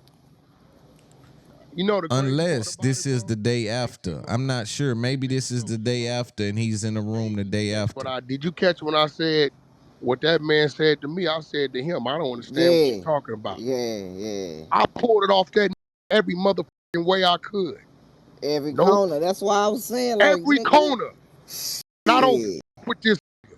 Then this talking about the feds go. I don't do nothing. I don't sell weed, dope, pills. I don't give a what you. I got another 10 million. I got another 10 million coming in the next 45 days from a wire. Nigga. All my shit is tracks. I don't have them problems. Nigga. Why they asking you to show the call duration under that number? They took. What? Why they ask what? Just because you got 10 million coming out don't mean you ain't a snitch. Bro, shut your They want to see the call duration. AT money. This what you get right here when you just keep it overly real. Man. See, because T-Money, watch this. I could have just, listen, I could have just not said nothing. But nah, with this, you need to say something. Hey, look, you hot. Matter of fact, be hot. Let that shit go. Let that shit to the media. Let all these people know somebody hot over there. Now, if you didn't say nothing, they'd be like, this said shit. Yeah, I called that. That is the Houston division, though. So They said PTR the call duration.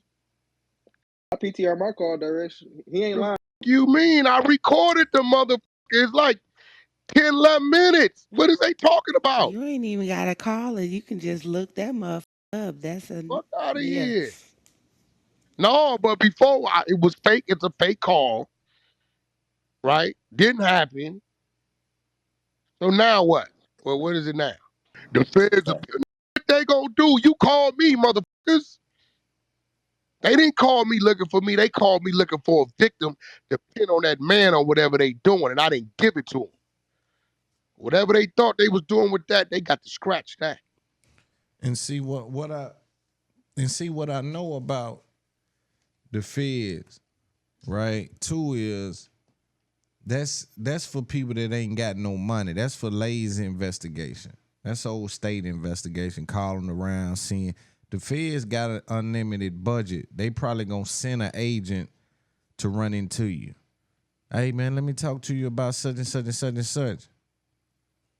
So I don't know. Like I said, I'm giving him the benefit of the doubt and say maybe he's just old and he don't know how you can download an app and make it show up as this number. And then when you call that number back, everybody know you ain't gonna say, hey, did you call me about Jay Prince? But I'm sure Jay Prince got his lawyers to, hey, grab that number, see what's up with that number. They calling around, which I don't see that I just don't see that being the case. I don't see how they'll blow an investigation if there is one by calling him like that. Then you got to let your mind wonder and say, why would he do that then? Either he's tricked and he don't know that phone call is not a legitimate phone call, or people will try to argue that you're trying to wave a white flag, right? The same way they argue that you was waving a white flag with the big U thing. It's like, are these your little tactics to try to wave a white flag? You never really know. So when I think about it and I say, all right, the name was spelt wrong. They were calling him Mr. Prince. They called instead of pulled up. Well, the feds usually, I would say, would actually pull up. You jeopardize your whole investigation with that approach. So I don't see that being the case. With me being spent all my life in the street, I just don't see that being a thing. The motivation behind it is yet to be seen. I don't really, I really can't understand. Let's listen to a little bit more. We'll move on. And now the fact that I put it on the motherfucking internet, even if I wanted to change my story, he got enough to use against me to beat that. I kept it gangster with him. That's a fact, though. Crazy, man. You really didn't have to talk to him and say shit. Tell her nothing. This ain't no 2 days old, 2 weeks old, last year. That was same day. Soon I got off the jack, come straight to the thing. I said, yo, the Fed just called me about the Phoenix here. Y'all play this shit. Let it go. This how y'all deal with these motherfuckers. They ever call you on somebody, whether you like this, get along with this. I don't give a what you do. This how you handle them right here. Why when you look up that As soon number, as it I get say off the who to jack, I call to call, I report a got Jay crime? Prince number. I got Jay Prince number. Like, we didn't talk That's the a million example of times a on the phone. car It duration say in the PTR that show it how say long the car went on under that. when you I look was up on the the phone, number, mother. it The say goddamn, whom did to you listen? call Wait, to Yo report a T. crime. Yo T, Yo, did you That is a real number. That's the Federal of yeah. Yo I T, Investigation mean, on did you play on the Park motherfucker? Drive in I ain't yeah, say Houston, it's I done not played it real. about I 10 said it say times. who to call when Shit. you reporting a crime. That's what I said. You Yeah, call that's it, what it say, call because that that's what number I just playing if you called want I too. to. think No, I ain't spelled nothing. What the you mean? I can't do no spelling on the incoming.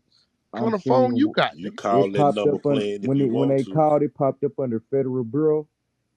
Big When I spell. call, what you mean? When I called the number, right, I call the motherfucker back right now. See what it Nah, say. this is what I'm saying. What Again, I don't know, man. It's a lot going on with that, man. We'll keep our eyes out on how it unfolds. Again, I don't know that the feds move like that. We got to be careful with what our communication is about federal people being involved in reaching out about people. That's a hell of a thing to put on just like I didn't like the coach. Oh, she coming to get such and such next month, whatever. I didn't like it either. But the coach is the coach, and we learn to live with it and live and stand by it. I was thinking, man, because for those of you unaware, Gucci Mane just dropped a song saying stop dissing the dead. And I was thinking Gucci Mane might be the crank that dissing the dead off. When he said that, when he, in the song kind of explained like how he might have started it, I really, really had to roll back and say, okay, I remember this. So for those of you who are not familiar, Gucci and Jeezy have a long-lasting beef. Legend has it that Jeezy sent a hit on Gucci, and allegedly, after that hit was sent, Gucci ended up catching a murder case. So he killed whoever came to get him. After that, he beat the case from a self-defense standpoint and then came out with a song called The Truth, a music video talking about the situation. I'm not sure. I think he name dropped the dude, and then they said he bet not come to a certain city and perform it, he gonna die. He showed up and performed it like 2-3 times back to back. This one he was on some other shit. This one he was ready. He was going in the lines then with that bullshit. This was back then. So Gucci went in one of them little cities and did the song 3-4 times. It left, and I think the aura that he got, the recognition, the level of equity that they put into his gangster, right? They put a certain level of equity in his gangster after he went through that situation and handled it like that. They said, oh, he one of them men. He is not playing. His raps is serious.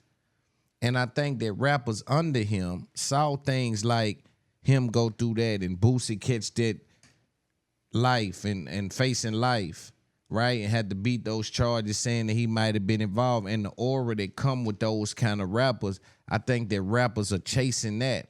And so basically Gucci was speaking about how that culture was handed down. And we handed it down in a way where they've grabbed it and now they multiply on it. I have people bring to me like, look at this little boy right here. He played football with my kids 8 months ago. Now he in the video with the guns and shit. I catch an op, I said just said, and I'm just like, yo, everybody want to do that op talk. Everybody, because the aura. See, I talked about it a while ago about the street fame. That street fame got something on it. That street fame got a little extra butt on it. It's something on that street fame. Go to chasing that street fame. They don't want to live without it. They'll damn near trade anything for that street fame. That's why at a young age, they instantly jump off trying to get the street fame. They confused.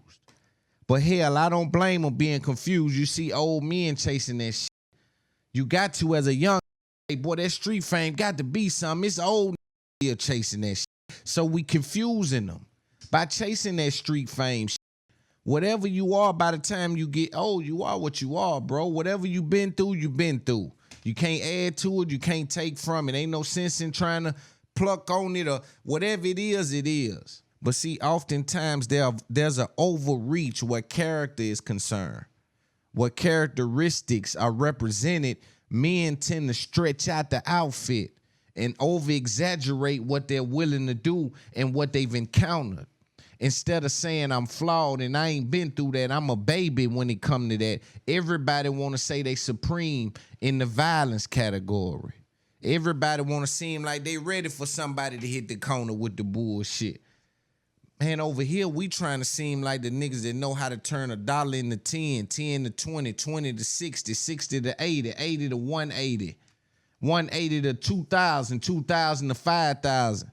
And so on and so forth. We want to look like the hustlers on this side. But I think it get lost, right? Sometimes you dealing with that want to look like killers, but they ain't never killed nothing. But I don't blame you. You've been trained. They training you by documenting everything you doing. They training you just look like it. You ain't got to be it no more. See, I come from a time where you got to be it. What you look like didn't indicate nothing when back in the day.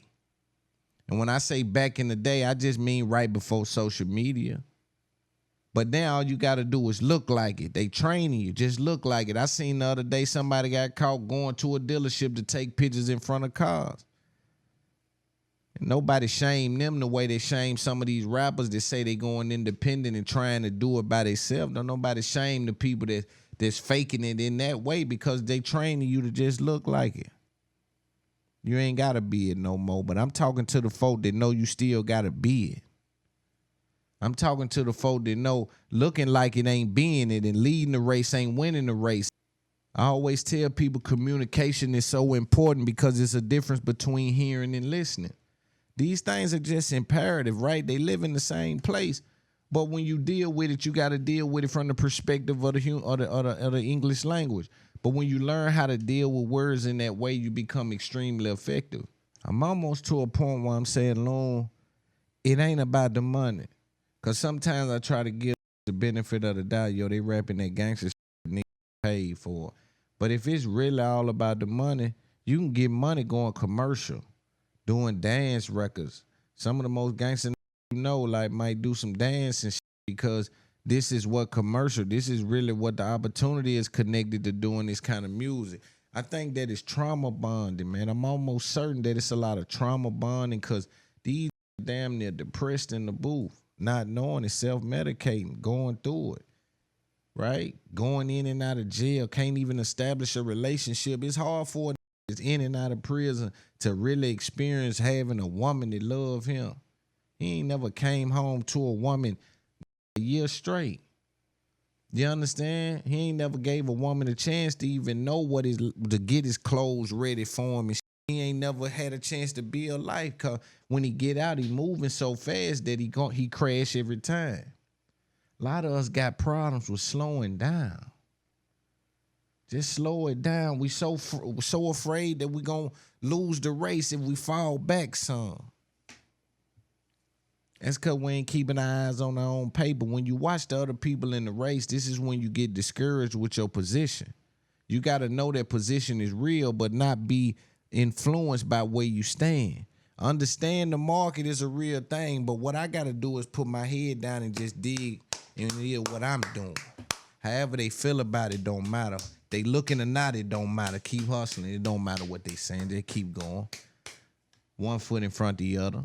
Keep going. Because we understand that one piece of bread ain't a loaf, and we trying to have a loaf over here. All that little hustling they doing, that don't impress no. I got to thinking, man, I think Gucci, maybe Gucci, Boosie, who else was back then was one of them ones that everybody else was just talking gangster, and they kind of got away with it. 50 was the first commercial actually been through some shit like that. I'm talking about that was mega successful. But in the South, when we deal with gangster, of course, Soulja Slim and your BGs and all them kind of had the aura, but I'm talking about this start really affecting the market where it was like that aura that come with them, the big chains and shit. Cause see, Soulja Slim them, that was just who they was, so they didn't get a chance to really reap any benefits from it. They just was putting down who they was. You understand me? Now niggas having AR-15s and choppers and Dracos and many sticks on them, but they having $300,000 and $400,000 in jewelry. Soulja Slim them just Dickie Fits, you know, a Jabos or something, and just they AR, and then they just out here. This how we living. Right? So it's kind of a different thing now because the reward is attached to it. Now we don't know who is who or what is what. But back then, I think the aura, the foundation of it, comes from a select few rappers. And I think it's good to see Gucci Mane trying to reverse some of that or at least speak on it like, yo, bag up, y'all. They getting it now. Like, I was just going through whatever I was going through, documenting the process. And done around and created a little mini culture that done influenced this, influenced that, and me and Boosie tied in, you know, and I'm talking about just, see, sometimes when you're creative, your influence and what you put in the atmosphere tie in with somebody else put in the atmosphere and create something. You understand what I'm saying? And a lot of times people don't understand what I'm talking about, but the Boosies and the Gucci's and all of and they all had good records at once, and that started to kind of create what a new rapper could be that can talk that kind of gangster shit, but also live on the charts. You know what I'm saying? Because a long time rapping that shit, you wouldn't get really far. You would be kind of a household name in the South or on the chilling circuit. But now they're accepting you at some of the biggest concerts in the world. Hey, let me talk about this before we get any further in the show, man. And I always like to teach my kids this, and I like to stand by this, man, because as I look at life, and especially the United States in particular, when I look at economics and when I look at trying to unleash yourself from financial hardship and the routes that's available, I look at entrepreneurship and understand that road is probably the only way to real financial freedom. Now, you can tap into some things and provide yourself luxury in what I would like to say in non-sustainable situations, right? Some of these little fields you can hit licks or get bonuses and things like that. But when I look at the general labor category in this country and I take a hard look at it, I say, man, that right there to me is lightweight unacceptable. It's only acceptable because people are accepting it. But when you really view what it's like to drive a forklift for a Fortune 500 company and the ceiling that's there, the ability for you not to even miss days if you're sick and things like that. Like when I view that, I say, yo, one thing about us, man, we got to figure out how to get some money outside of that structure. Now, that structure is something that's all of us probably have to tap into at some part of our life. Right? So it's not about running from it. It's about while you're going through it, understanding that you're looking for a breakaway. You're looking for an exit. Unless it's just a good situation. Some people like to stay there. So this talk ain't for everybody. But one thing I know about America and about how the system is set up, man, and how they do people that do general labor, in particular people that's been in and out of jail, right? Who've tricked themselves into going to sell dope their whole life, even after they've been caught and been documented as a drug dealer, they still fight that bull. And for me, it's an unfortunate disease to have, but I understand it, and I understand that it's a real thing. But boy, what I know is they'll make your bitch drive a forklift for 27 years straight, 6 days a week. Them folks don't give a damn about nobody, man.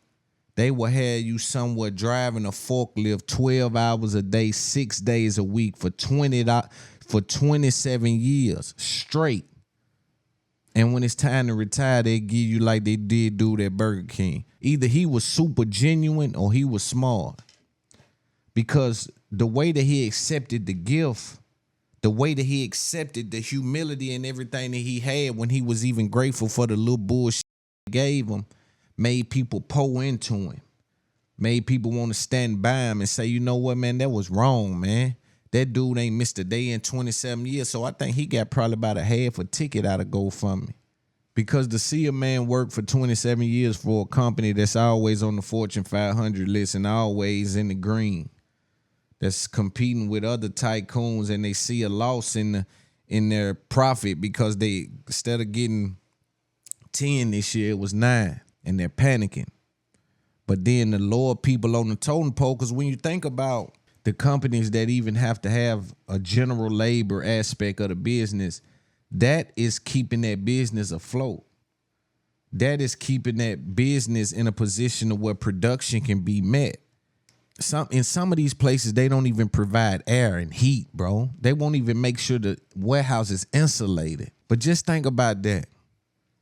You can work for this warehouse for 30 years straight.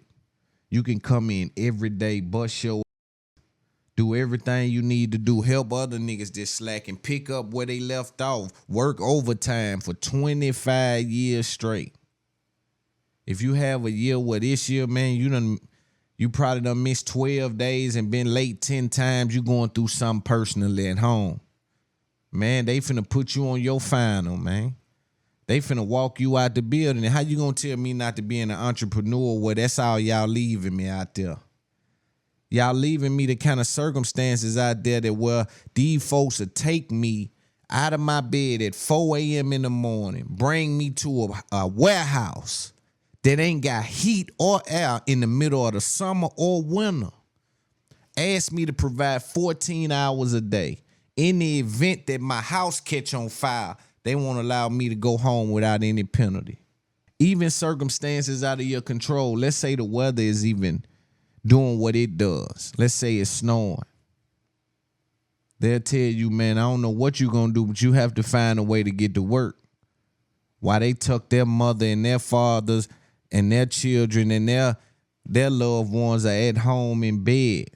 While their loved ones are somewhere safe and sound. I'm trying to drive over here to drive a forklift for a dude, right? This is really happening in America, man. Like I'm telling you now, it's a privilege to be able to provide for your family. So on the other side, you have that. We don't want to ignore that either, right? A lot of times they've tricked the people that's working in these positions to thinking that this is all that's left for people like you. Old felon. See, they don't want you to know about the truck driving game. They didn't want to know about the rap. They didn't want to know about whatever, Web 3.0. They don't want to know really about these things. They want to hang them over your head and say, come through me. They get disrespectful in that little world right there. If you know anything about that little world, right, you get to really see what America is about when you get to fucking with general labor. When you get to fucking with how they treat the people that's really keeping the business going, the warehouses and how they function in the break rooms they dealing with, the bathrooms they dealing with, even the machines they dealing with. A lot of times some of them machines ain't even safe. And they got people around them, right? But when you go way down there in America, you get to really feel it. They get so disrespectful, man, that they would have you, if you decide to take that and make that a route that you take, they'll have you walking into a warehouse, right? You'll be working in 100, whatever, outside of dictate the inside temperature because there's no insulation, air, or heat. They have you sitting in there working. And then they'll have a little thing up top cut out for the people, the supervisors and the people who kind of make a little more money up there in the air. So they'll run air up just in that little box up there and they put them high up there so they can watch y'all. And never so often they come down and they walk around to make sure that all they people is still doing what they need to be doing. And so they walk around with a certain attitude, right? Knowing that it's hot, we all human. So they'll walk around the warehouse knowing, boy, it is burning up in here. But they just checking on everything. And come on, now, you slacking. Let's get it going. What is it? How many? We only did 200 a day. We usually do 350. Why is it not doing 350? Hey, so get on them and figure out why it's not doing 350 and how hot it is. It's the middle of winter, and you think I'm going to let them folk do me like that. I keep telling y'all, only the dumbest. Yo, bro, you got to be able to sell something in this. Man, this world too big, man. You talking about the internet, man. We talking about the internet. Now all can sell is dope. No, not Loon. I'm selling T-shirts. I'm selling Pampers. I'm selling headbands. Yeah, it's to get off in this internet age, man. You know what I'm saying? Before I let y'all do me like that. 30 years straight. Then I get to missing because I'm 60 years old. I got 4 points. I'm worried about losing my job at 61. I've been here 31 years. I'm worried about losing my job at 61. They don't empathize with me. They don't give a damn about me. All they saying is, hey, man, dude that run the forklift number 8, he ain't here again. That's all they give a so I choose to be an entrepreneur. I don't play the little game everybody else play. All right, let's talk about this for a few seconds and then we'll move on. Neyo. Neyo's wife has now posted a cryptic message saying that the love that she's had for Neyo has always been under false pretense, saying that he's now provided her, or she's now being provided with evidence that will lead her to believe that everything that they had, stood for, and slept with was all fake. I want to read that message and then we'll talk about it. It says 8 years of lies and deception. 8 years of unknowingly sharing my life and husband with numerous of women who sell their bodies to him unprotected. Every last one of them. To say I'm heartbroken and disgusted is an understatement. To ask me to stay and accept it is absolutely insane. The mentality of a narcissist. I will no longer lie to the public or pretend that this is something it isn't. I choose me. I choose my happiness and health and my respect. I gained 3 beautiful children out of this and nothing else. Wasted years and heartache. I ask that you all please stop sending me videos and information of him cheating, because what he does is no longer my concern. I am not a victim. I'm choosing to stand tall with my head held high. If someone can't love you the way you deserve, then it's up to you to love yourself. With no hate in my heart, I wish him nothing but the best. And she signed her name, Crystal Renee. And this was liked by Neyo, and it said, God bless. That's a lot to unpack. I always talk about love. I know love is interesting. Like, I don't pretend to know the ins and outs about love. I know it's, to me, humans know as much about love as civilization knows about the brain. It's very little, right? The feeling is so overwhelming, though. It make you convinced that you know something about it, because the feeling of it, the feeling of being in love, the feeling of having trust. We know little about what even activates that, right? The love we have for each other is even different than the love we may have for, let's say, our favorite food. The love you have for your mother is different than the love for your father. The love for your son is different than the love from your daughter, right? The love for your girlfriend is different than the love for your wife. You understand? There's love things. It's even categories inside of categories. Like, it's a very complex thing, and I think sometimes we try to simplify what is not simple. But I understand this young lady's point of view about wanting to be free, right? As I get closer to what I believe to be the top of the mountain in regards to me functioning at the level I want to function at, right? I'm not in competition with these weirdos. I'm just trying to function at the highest level that I can function. I think that people that love me really starting to consider that their access to me may be in jeopardy, which tells me that I haven't gave them access to enough for me, for them to understand that this money and this fame don't penetrate me in the same way that people that I really got love and respect for. Those two things ain't even in the same areas. You understand? But I can understand how the lines can get blurred if I never communicate those things out of fear of what it being vulnerable. But I can understand this young lady, like, and let's just read some of it again, right? 8 years of lies and deception. Unknowingly sharing my life and husband with numerous women that sell their bodies to him unprotected. So I want to just kind of unpack that a little bit, because I think she's very specific when she says unknowingly. I think the part that she's saying unknowing is maybe the unprotected part, right? It's not the cheating part, but sometimes when you hurt, you'll try to take what's true, mix it with something that you know is embarrassing, and throw them out there right quick to try to get some of that out for you.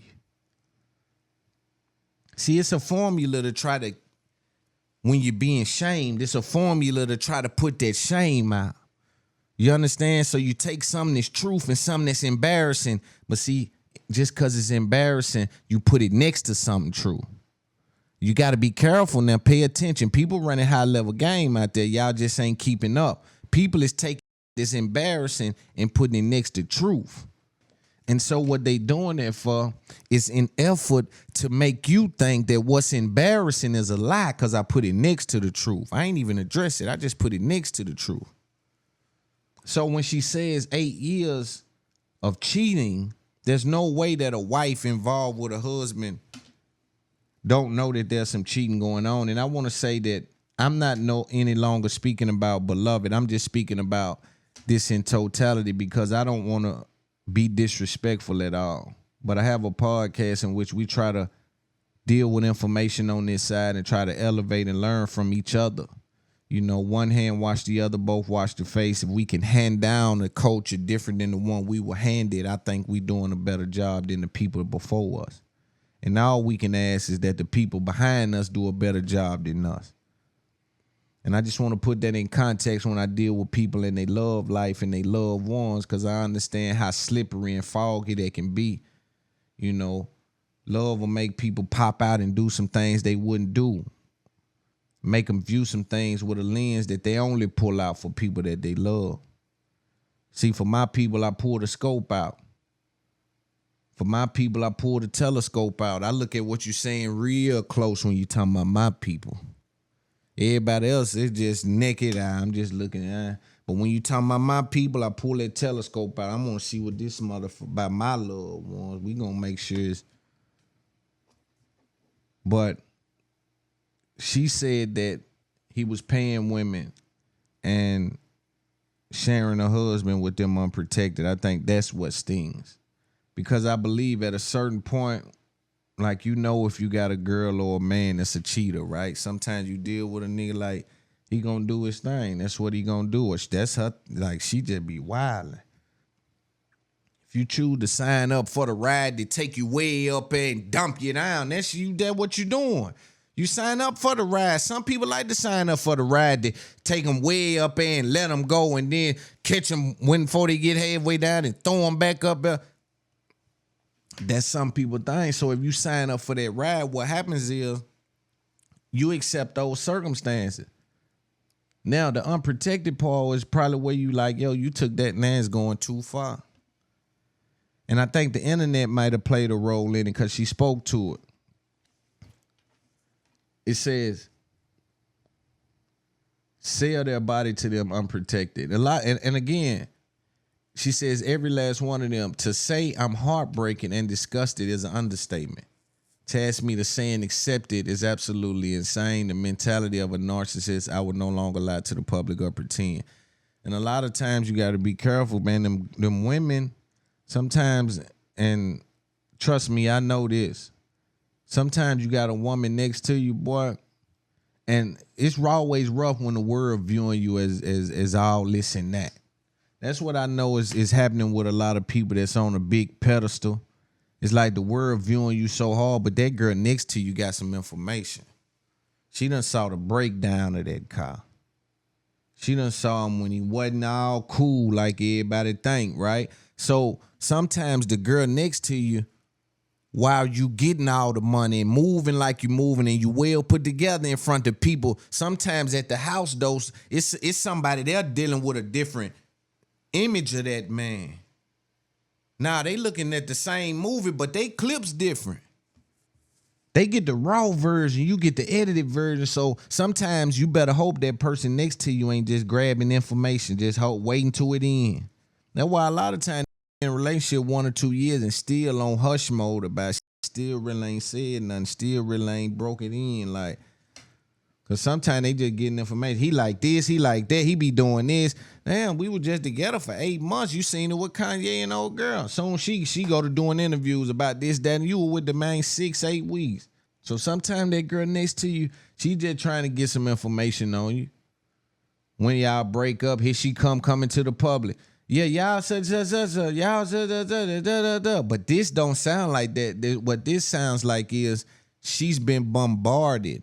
Inbox, DM videos of people saying he cheated. Look, girl, he right here. Look, girl, he right here. I was reading what they were saying, like he would pop up certain places and just be blatant and tell people certain things. That's like, you know, he was moving a certain way, R&B playboy type. Keep telling y'all about that R&B vibration. That's gonna be another show I'm gonna do, R&B vibration, where I only talk to the singers. It's gonna be called R&B vibration, but I choose me. I choose my happiness and health and my respect. But let's deal with understanding the harsh reality and how rough it is for someone to have sex with outside of the relationship. That weird commitment that we make with each other. I get it, because I don't want my woman. I don't want no hitting my woman, right? I don't get on here and try to act like, you know, no, you ain't gonna tell me. Respectfully, the gays, that ain't my thing. That, you know, that ain't how I'm doing. Because my whole thing is exclusivity. Yeah, I live where I live because most can't live there. Yeah, I shop where I shop because of what it take to shop there. I get the cars I get because of what the exclusivity attached to everything in my life. Why would I choose a one unless something, you know? I just don't see how a boss, right? I'm a boss. I choose exclusivity. When you're a boss, you go exclusive with everything. Like, I don't want to show up and everybody got this on, bro. How much I got to charge you for that to be the last one of these you make? Yeah. How much is going to cost me for that be the last vest like it you make? So we go exclusive. Why would we have a woman next to us that ain't exclusive? I'm talking about when you're title boss, but we can move on from that. But we make this agreement, right, where it's like, I don't love you if I have sex with someone outside of you. And I'm not even speaking when you deal with vows, because that's a much deeper commitment. This tends to bleed over in just casual relationships, where it's like sex with someone outside of me would indicate that you don't love me. I just think that sex is a weird foundation to place your love on. It's an important component to the relationship. Let me not act like it doesn't have its place. It's an important component to the relationship, but it ain't the foundation. It's just like with a house. They pull up to try to buy it, or you want to own it or live in it. You go in it. I like the bedroom. The kitchen's a nice size. I'm loving the master bath. We got 2 living rooms. We got an office space. There's a built-in studio, but the foundation. We got to worry about the foundation. And I always say that, sex is not the foundation of my relationships. What I do at late nights when I'm drunk or high in these other cities or wherever I'm going, that don't supersede the way I feel for the people that I love. That don't supersede how I feel when I'm at home with my loved ones, or I'm in the bed with the woman that I really love. And I don't care what you say about it. You can't convince me of nothing else of that. I ain't saying it's acceptable. I'm just giving you the information that's attached to it. I try to wonder who taught us that, who to put so much into sex, right? Because it's a weird balancing act. I do need to enjoy your sex, right? And put a lot into having sex with you for us to remain in a position that's valuable, a position that's valuable to my life, right? I do need us to sustain a certain level of synergy, but that don't need to be our foundation. Because, man, you won't see certain women that love you and don't understand maybe how men are wired.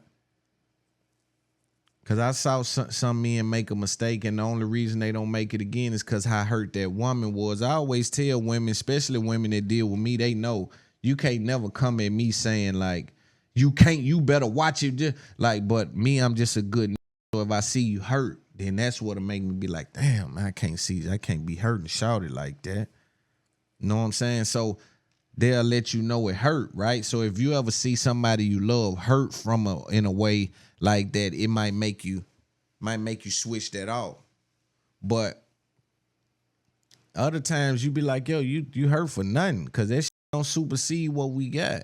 And you gonna have to accept that, or we gonna have to get away from each other. But having sex outside of a marriage with basically what this young lady is calling prostitutes, unprotected, is wild. It's wild, but his rock star lifestyle might not make it. You know, them R&B dudes, especially when you hit the pinnacle or the top of R&B, you singing about. You know what kind of fans that's coming to hear me sing about? They coming up here to hear me sing about. And some of that, and he wasn't just a dude singing, like some of these dudes just in front of the camera acting like he the putting the pen on, so he thinking these are his thoughts.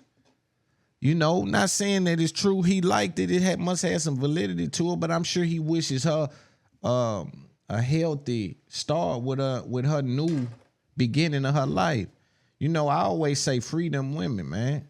My door is always open to anybody who is with me, man, to leave if you feel any kind of way about anything going on. I ain't never trying to hold nobody outside of nothing.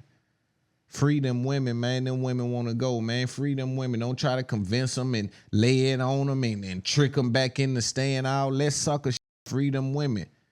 Because sometimes they can peep it before you willing to tell it. They can peep, man, it's a bad situation, man. If I keep holding on, it's just going to get worse and worse. And here you is, keep convincing them. Nah, man, I'm going to do better. Knowing you ain't really finna do nothing. Like, free them women in them kind of situations, in my opinion. You know what I'm saying? It's too many women out here, bro. You can just, yo, look, shout it. This how I'm living. This is the circumstances. And it's more attractive when you hold it down. Please stop sending me videos or information of him cheating, because what he does is no longer my concern. I'm not a victim. I choose to stand tall with my head held high. And you hear people say I'm not a victim because they know that they under some embarrassing circumstances, right? And that's the thing, bro. Being embarrassed that's a whole nother thing to have to deal with. And that's a strategy don't nobody never really develop. You got to ask yourself, how many times have you been embarrassed in your whole life? Then you got to magnify that and say, now I'm a superstar on camera being embarrassed for something. Or now I have a certain level of validity and all these people are saying something about me, right? So that's a very unique, rare place to be in for man, woman. Like when go viral and then they have to come back online, right, knowing that piece of me where I wasn't looking my best is now magnified, and I got to deal with that. That's a very rare spot, and women tend to find themselves in them positions because of something that their man is doing, especially sometimes when they ain't even the one famous. You can have a dude that's famous or a female that's famous. Whoever's famous in the relationship that has the notoriety can carry a certain responsibility that they don't necessarily know that they carry. Right? The representation that they are for both of us is under constant scrutiny. People are looking at it and magnifying it and trying to find little things. People even make a living from taking this picture and that picture and saying, oh, they must be dating. Look at that. That's woo-doo-woo bathroom. That's such and such. He's such and such in that city right now. Here's the flyer and she's there, right? They be putting it together. But when you have a certain level of fame and you in a relationship, you got to navigate in a way that don't embarrass your home team. You know, and sometimes you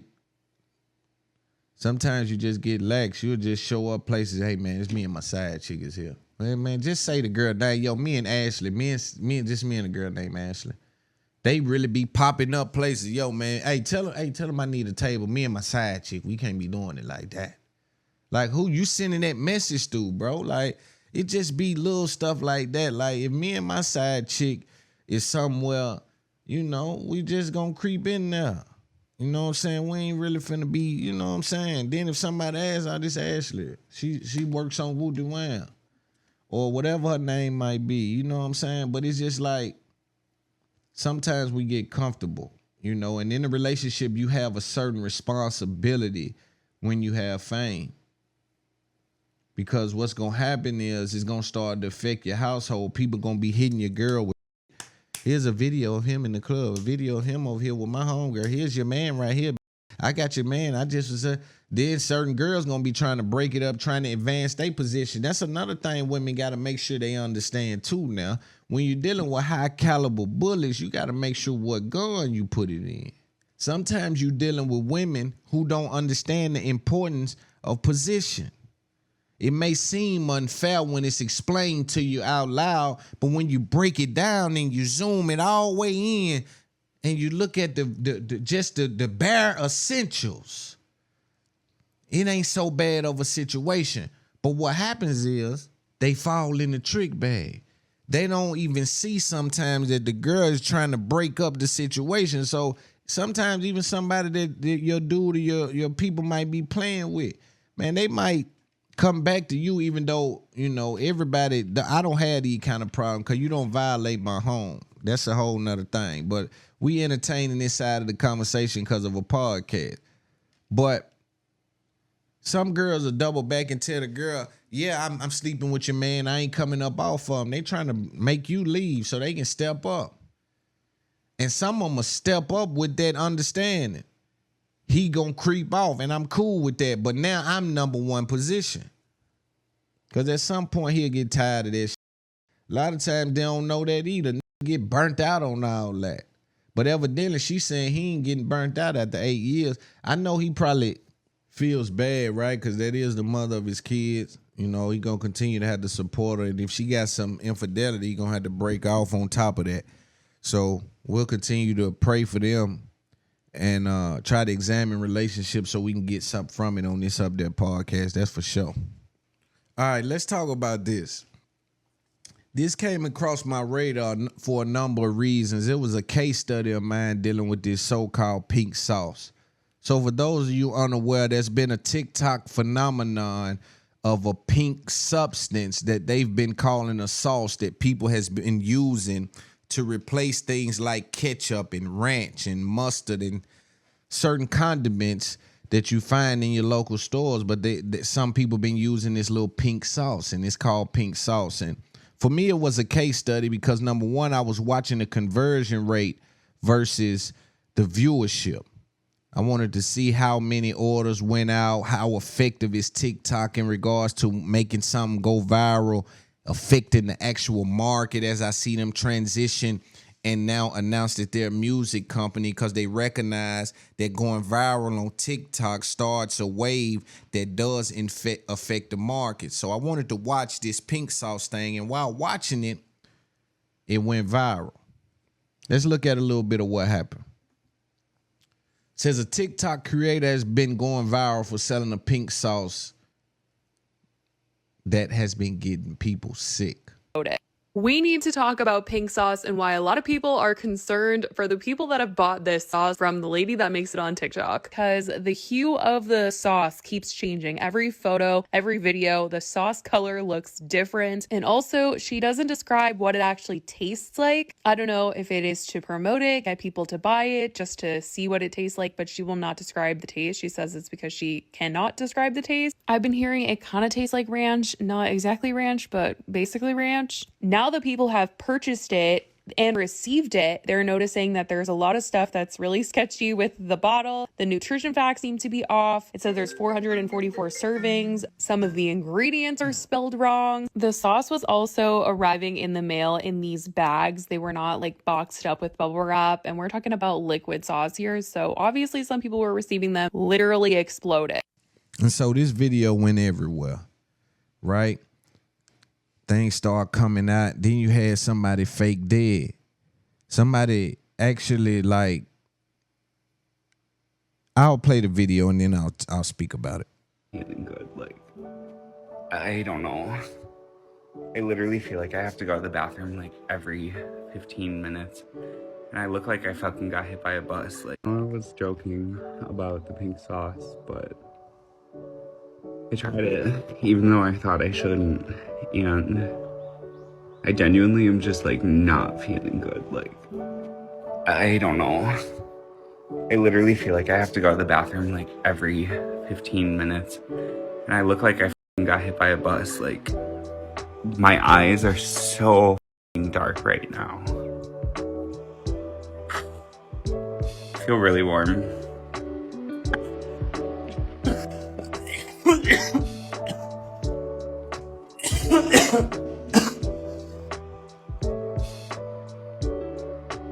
So shortly after this, they had alleged that this dude died, and then he came out and said he died. And I'm like, oh, shit. That's when it really went viral and it took off everywhere. Next thing you know, old girl is out responding. We'll get to what she said in a second. I just want to play the video of the guy basically apologizing for lying and starting a firestorm that he died. Now, that doesn't mean that all the products are legitimate, and we'll get to that in just a second. But I'm just trying to show people the power of the internet, the power of how they can control narratives and actually make people put, ain't nothing at this point, home, ain't nothing you can bring to the table that's going to substitute for ranch, mustard, ketchup. All the shit has been there for 100 years. I'm good with all that. You done created some new shit that's pink. I'm not trusting nothing pink to put chicken in and all that. Number one, I'm not sure if you can even have a sauce, pink, consumable sauce like that, just for food coloring or something, because I'm sure it would have been done. But ain't nothing gonna substitute ranch, ketchup, mustard, relish, you know what I mean? Regular shit. Nah, they doing too much, but TikTok will make them do it. I done saw people ain't never cleaned up, but TikTok done showed them a little thing. They went and spent $150 on a new mop, this, that, and try to clean up. I said, damn, TikTok working for some shit. But it's definitely a situation where people are falling victim to doing whatever that they see in front of them. Monkey see, monkey do. So I'm not dead. So first and foremost, I want to say sorry if I scared y'all. I mean, that was my intent, but like not like this. Second off, I want to say to Chef P, sorry if this scared you at all or impacted your business in any way. That was never my intent. The opposite, actually. This was meant to be a full social experiment to see how quickly other people could spread misinformation. So we're going to get into like what I did and what I observed later. But first we need to go through everything because a lot of stuff is being said right now and a lot is going down. First and foremost, I want to go on record and say, because people are saying that she wants to sue me, I have never tried pink sauce. I have never bought pink sauce. I am in no way affiliated with pink sauce. And not only that, but in the videos that I created, my first video said, you did not try the pink sauce, which implies I did not try the pink sauce. Even though I had sauce smeared on my face, you can clearly tell that it's not pink sauce. It's something else. Second off, the second video, which references the first video, just says that I'm not feeling good and that I ate it. Second off, when I say I ate the pink sauce, it's not trademarked, unfortunately, so you don't know which pink sauce I am talking about. Third, I never said that I was dying or anything like that. I just said in loving memory. Yes, that implies death, and I understand that's wrong, and a lot of y'all are probably like, oh my God. But I was never ill. I have never been ill like that. The only illness I have is mental. Second off, people are saying that I did this for clout. That's before I heard all the other stuff. Because, I mean, we've heard a list of things. We've heard everything from it showed up and it smelled rotten to it blew up on arrival. So here we are, most people on the internet dealing with a sauce that texture ain't even consistent, that we not even requesting go through the FDA, that they want to already put in front of ranch, put in front of ketchup. But the level of food ignorance in this country is on display if you pay attention to this. This country has no interest in really understanding the things that go inside of the bodies of the people in America. I keep telling you, there's no way for everything in the world to go up and McDonald's still got burgers for $1. Everything done went up. You go in Walmart or Kroger, one of your stores, and get a pack of hamburgers, $10. You pull up the McDonald's, they still got them for 99 cents because they ain't said that ain't burger. That's something else. But they play with words because we ignorant to the food and we don't care. So they say, yo, come get you a McDouble. Something look like a hamburger. They ain't never told you it was a hamburger. They ain't say come get you a hamburger. They said come get you a McDouble. Come get you a McRib. You know what ribs mean. You don't know what McRib mean. You understand? So they play with us with the words. They play with us with the, but this pink sauce, they ain't even asking for her to play with the words. They just saying, just give it to us, whatever it is. And me, I ain't one of them kind of people. Here he is, step in on the TikTok wave and plant his little seed in there to get a part of the story. See, that's what true definition of clout chasing is to plant yourself in a story to get a piece of the wave. You know, so he planted himself in the story, act like he was dead, and now he's a part of the story. But then people start to, hey, let's look at this. People start trying to order it to try to even see. Let me get some of that to see what this is. Some people to show up is lighter. It ain't the same pink as the last one. It's kind of light. It's a little more white. It ain't been refrigerated. It show up in a white like fish from the fish market. It show up like fish from the fish market. But I'm telling you, if you'll buy it, they'll try to get it to you. I know one of them companies was selling birds. They'll mail you birds, man, in a bag or something. Birds, real living birds. Oh, they can live 3 days long as they can travel 3 days and real birds. So, and you can think it's a game before you Google it. When you Google it, make sure you tell me that you know I'm the truth. But after that, old girl come out, and this is where I really got disappointed in the internet. But let's listen to what she said. After being questioned, hey, man, people are saying they're getting sick off your product. A lot of people saying they're going to the hospital. At this point, we got to do, they saying it's dead because it hadn't came out yet that it was a fake death. So at this point, there's somebody saying they're dead. People saying it's showing up rotten. It's on the internet showing up exploding. The ingredients are spelled wrong. The ingredients are inconsistent. Some bottles say it has 60% of this, and then others it says 20%. What's the real ingredients? It didn't go through the Food and Drug Administration. So what are you doing? And then this is what she had to say to respond to that. So entertaining. No raw garlic inside of the pink sauce. The pink sauce contains 0 raw garlic ingredient. I have a very extensive background in the culinary industry. But after today, there will be legal action taken against anyone posting false information about the pink sauce. And anyone with a platform posting false information about the pink sauce, now that I've said it on a live video, the FDA made the health department come to my home for me to find out that people are making false allegations and false claims against my company. Been sitting here for like 2 weeks. There's nothing wrong with the pink sauce. With shipping, we sat the pink sauce out for 3 days in the hot sun in Miami. No, it does not have milk. It has less than 2% of dry milk. What do you mean FDA approved? I don't sell medical products. The pink sauce is not a medical product. The pink sauce don't contribute to your health. I never said that. Did I? Make it make sense in the stuff that y'all saying. Like, really, like, I'm gonna talk to y'all like I'm y'all mama, because I got 2 kids and I ain't got time to play.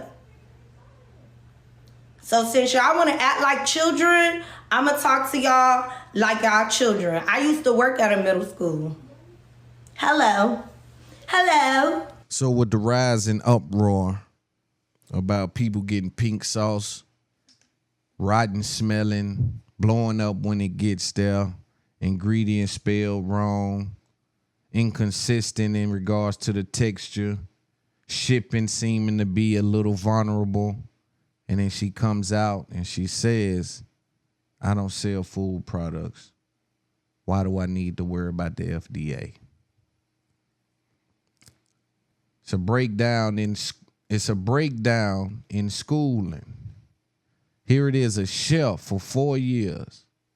Don't know how the FDA coincides with selling products that's consumable. And then we have to uncover the tricks that the FDA even play.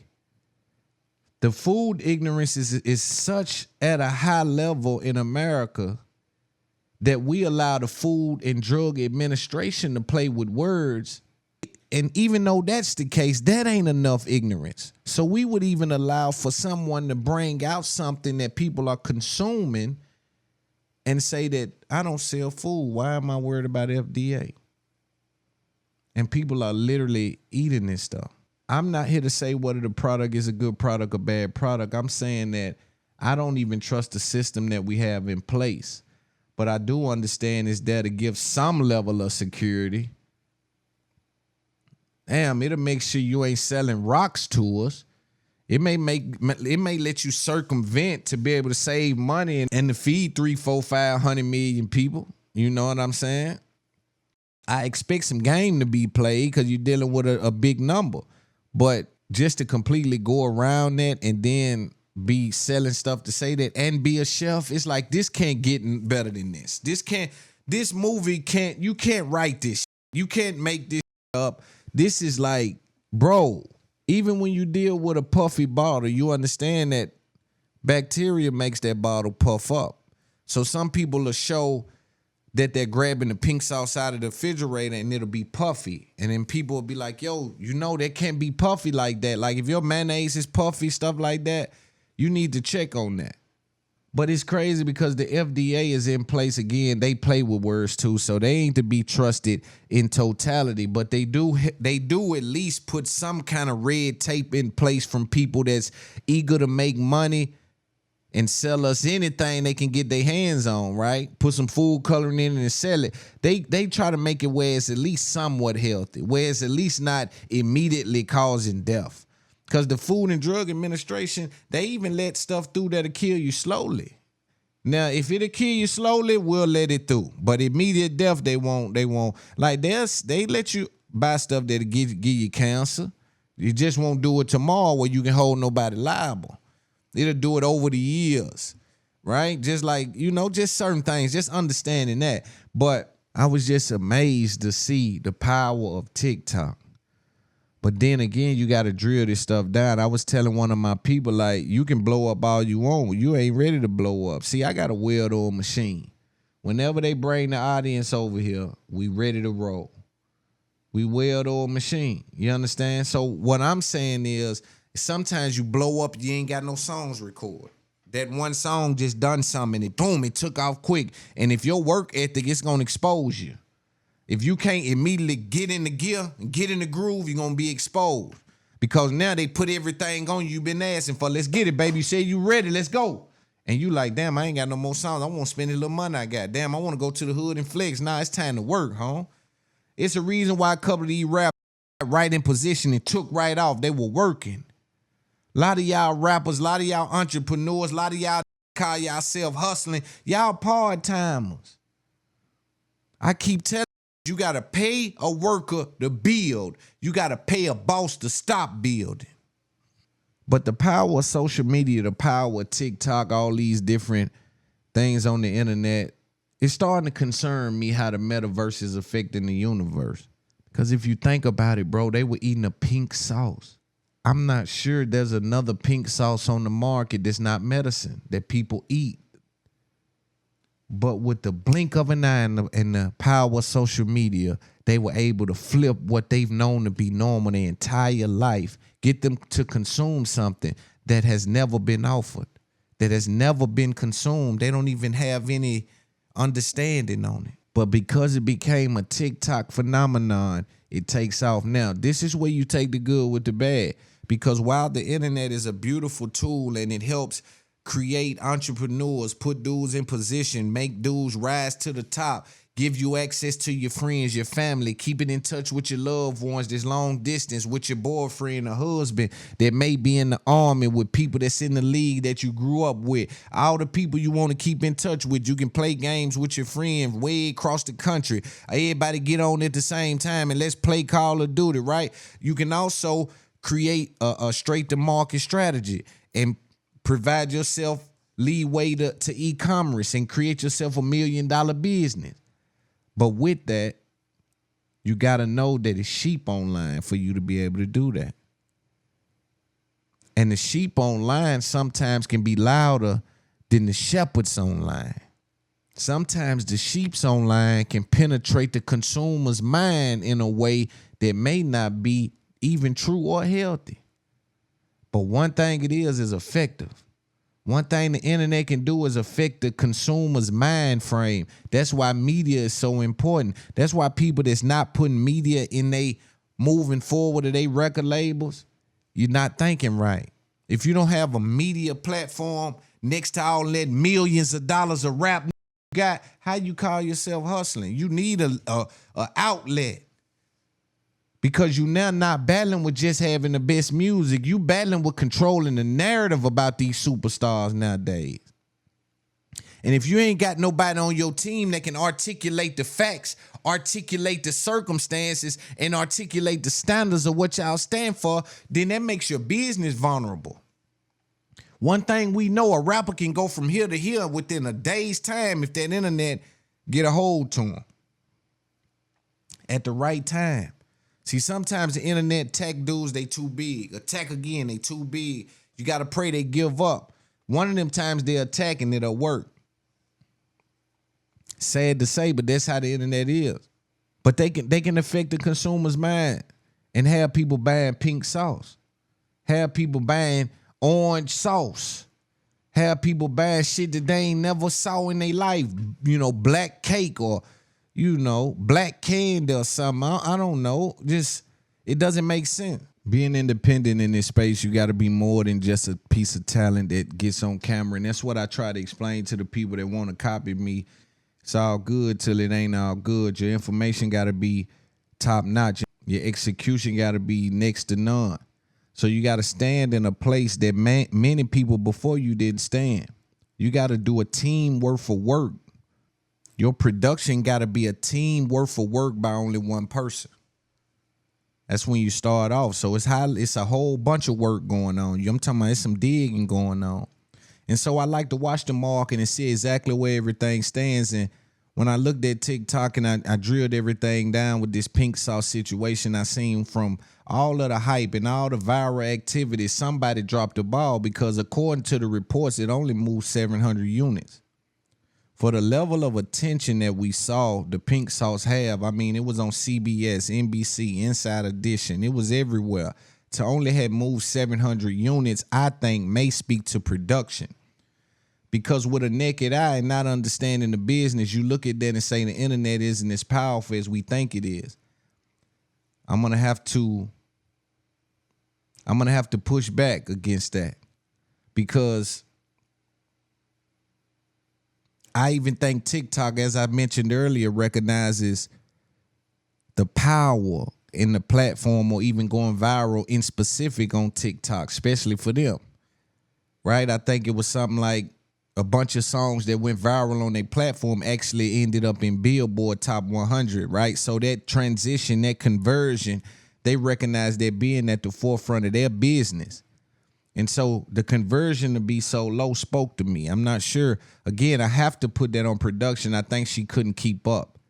That's why you started to see the inconsistency in the ingredients and stuff. Maybe she started to run out and tried to just, for sake of getting the money, just tried to still put some stuff out there. Because, boy, when them orders start coming in and you look at your e-commerce, and yesterday you had 200 and now say 14,000 and tomorrow say 28 and the next day it say 61,000. You ain't really trying to say refund on that. You trying to be like, how do we pull that 61 in?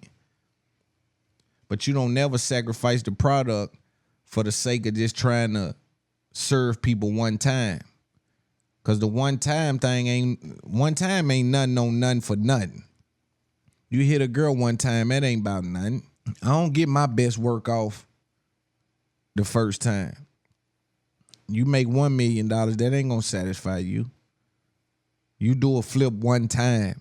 You make your girl smile one time. You go to the kid game one time. That shit, one time just ain't never enough. And one time ain't enough for me to get a measurable amount. An average. You know what I'm saying? When people deal with things, they deal with an average. When you did it one time, you can say your average is 100%, but you only did it one time. That ain't no good. Because the people beside you and next to you, in front of you, behind you, everybody gonna understand. There's an understanding amongst our peers that you got to do this more than once. Those that don't understand that'll be left behind.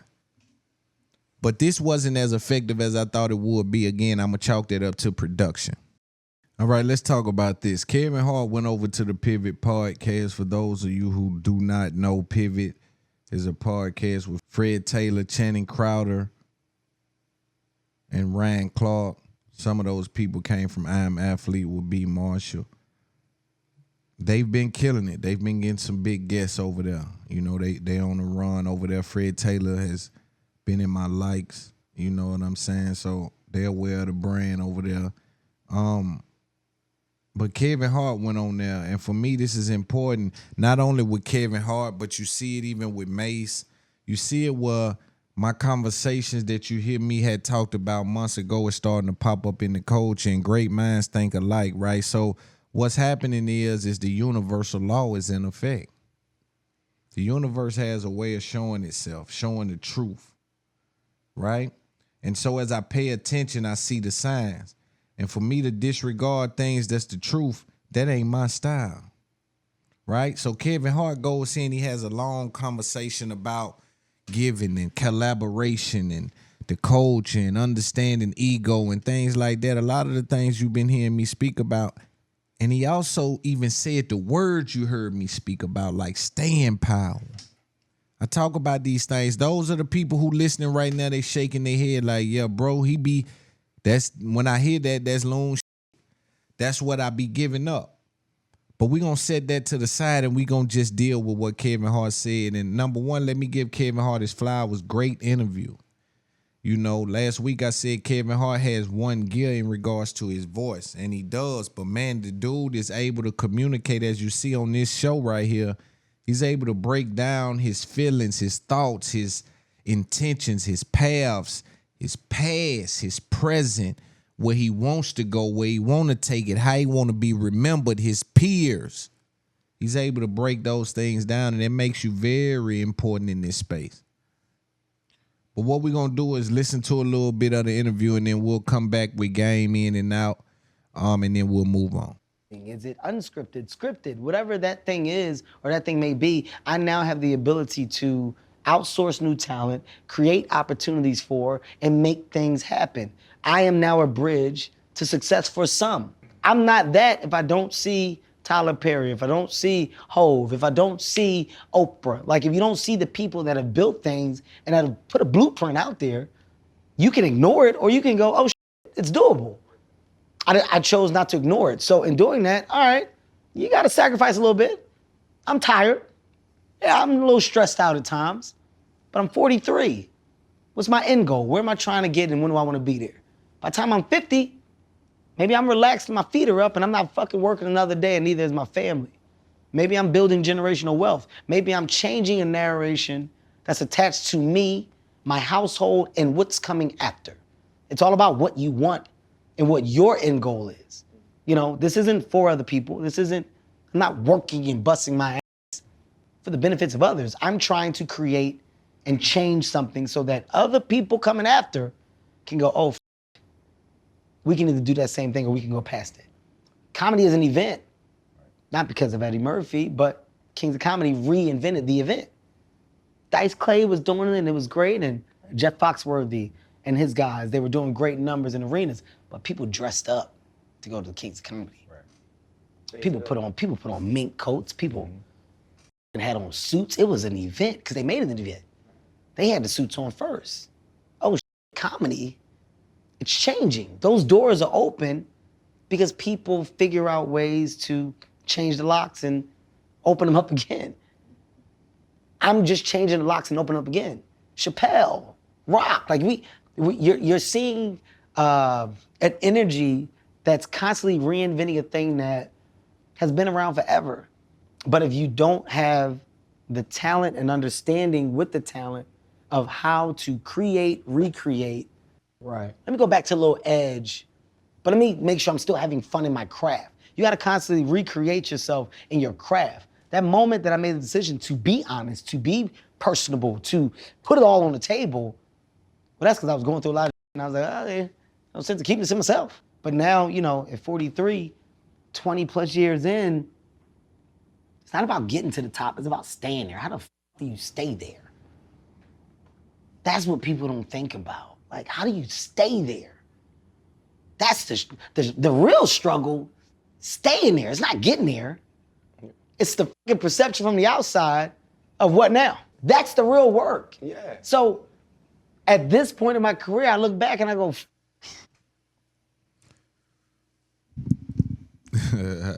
the culture. For those of you listening to me, you know that's exactly what I say. Staying power. Shout out to Kevin Hart. You know, I know for you to accumulate that amount of money, you have to understand these things. But you hear me talk about these things, and my fans know that. They know, yo, that's Loon. He always talk about staying power. He always say, man, I don't give a f where you go in the world. You need staying power. It ain't about getting rich. It's about staying rich. It ain't about getting in position. It's about staying in position. It don't give a f where you go. Go to I Do Dobby, turn around one day, come right back. It wasn't worth going. It's about staying power. Stay on vacation to experience what's on vacation. Staying power allows you to experience. If you can't experience, you can't explain. If you can't explain, then we can't evolve. If we can't evolve, right? You get it. But the bourgeoisie and the culture, I see they quick to post Kevin Hart because it's opportunity. And shout out to Kevin Hart. I posted it too. But they quick to post Kevin Hart. It's easier to post Kevin Hart than it is to post Loon. I want people to pay close attention. There's a trick that happens. When these people that don't come from the streets get in position, there's a thing that happens where they cannot allow someone else in position. They will not share the audience, right? So they can hear Kevin Hart say something that they've heard me say. Not share it when I say it, but share it a million times when Kevin Hart said it. Now, me on the other side of that, if I point that out, they'll try to make it seem like I'm overreacting. But they don't understand that I understand that it's about access to audience. In our little, and also let me say this, because I always talk about how in the culture we don't do the handoff. I have to give a salute to people like Floyd Mayweather, people like over there. Because if you listen to this Kevin Hart interview, you heard them say that Floyd set that up. And then Kevin Hart say, yo, I'm going to set the rock up for you. It's this little rap. Just like with me, QCP, that's going to be one of the biggest interviews that I get in my life when I'm going to do through bruh and them. But it ain't a rap that do it. Baby, one of the realest in the world, he reach out. But these rap and these little with position that's kind of in front of folk, these try to hold it and cuff it like old suckers. And it's apparent to me because it ain't. This how I say the universal law is in effect, home. This how I know the universe speaking to me. And I might put the little clips in the inside of here. I directly speak exactly what Kevin Hart said in regards to staying power, verbatim. I added on a little more to it. I'm talking about months ago, weeks ago, posted these things, right? And some of the same people don't post them now. Loon ain't in his feelings. Loon come in the game with money. But it's important for the people behind me. I gotta let these young know this, jumping in this game. Look, pay attention. Pay attention. The table's gonna turn. You're gonna be in position. Just take notes, young. Keep hustling. Take notes and keep hustling. And one day we gonna change the game.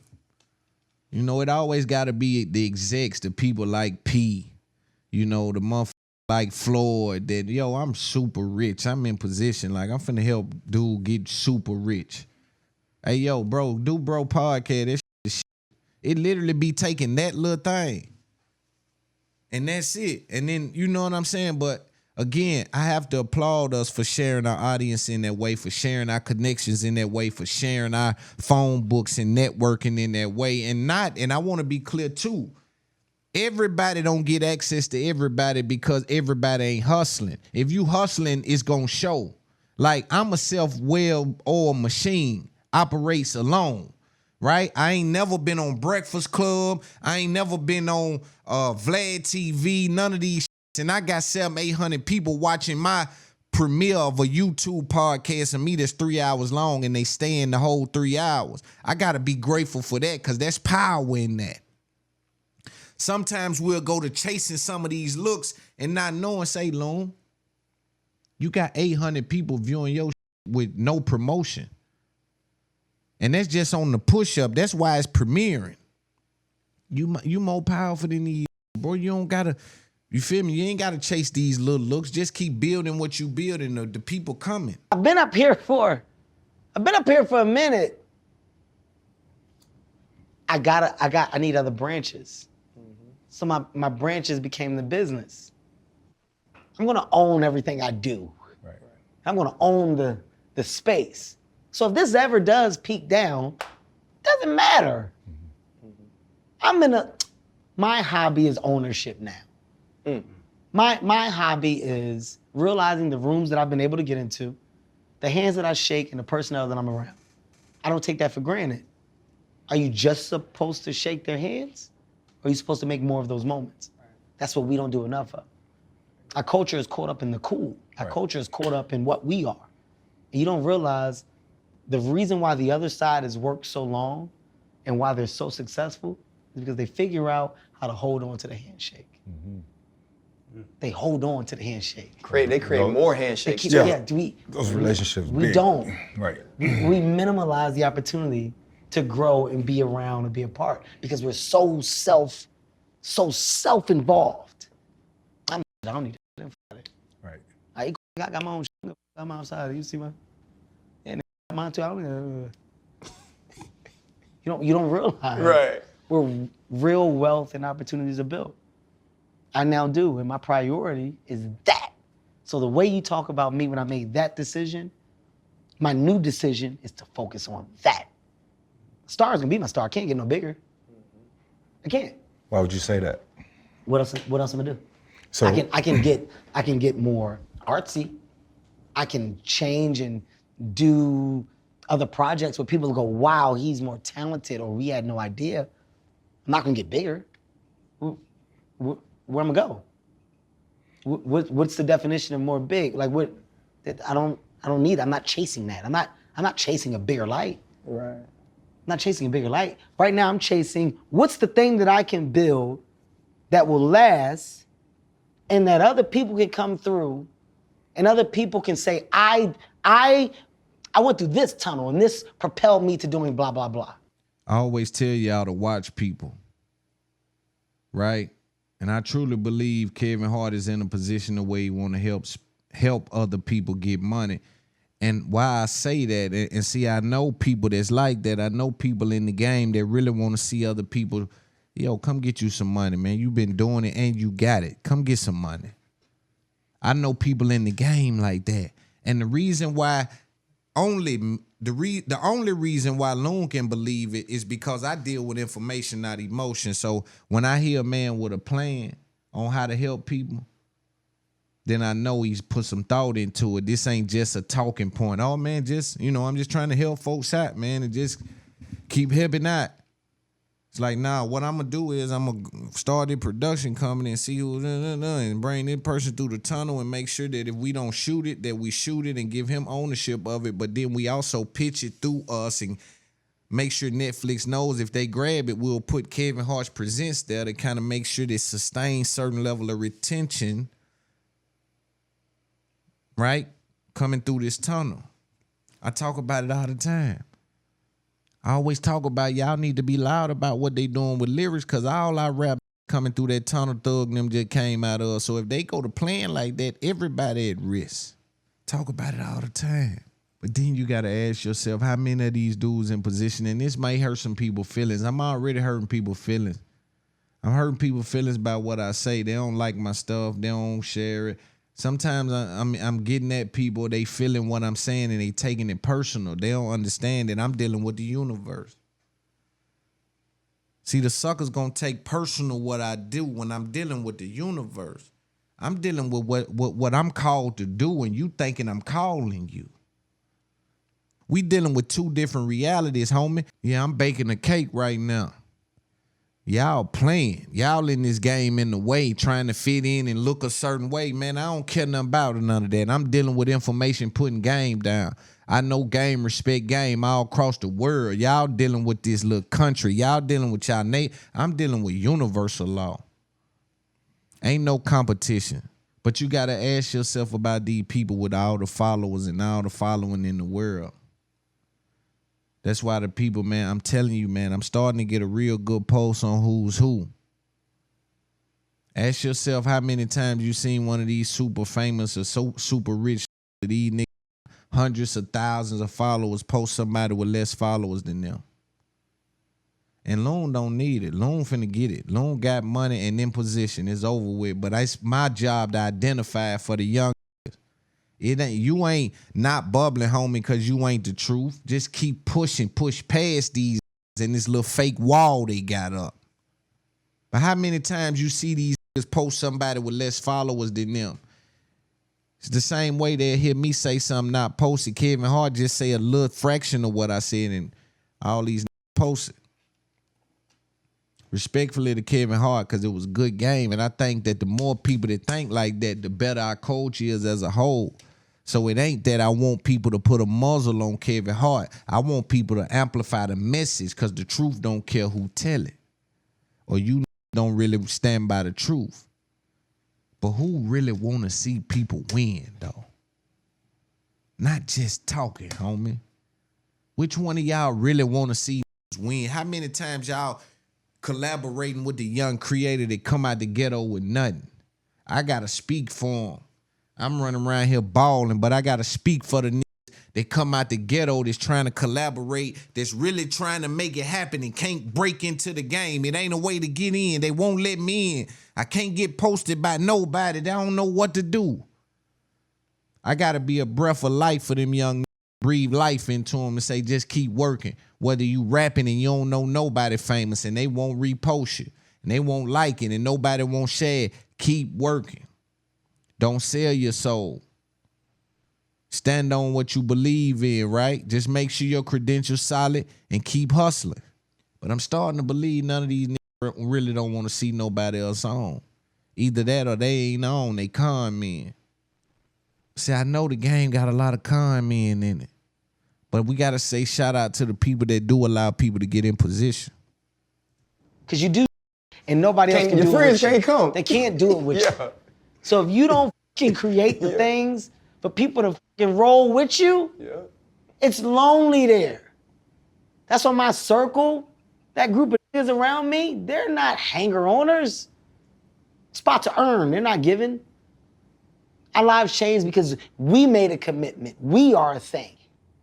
We develop, we produce, and here's an example of what we now do. Damn, Wesley came to with me and my company. Netflix with me and my company. I'm in a partnership. I'm not a work for hire. I develop and create content. We're a media fucking hub. That's the best part of the conversation. My circle around me kept me grounded and keeps me sound enough to be able to think about the future, to be able to think about the other ideas. I don't get to the space of company and company growth without a good foundation.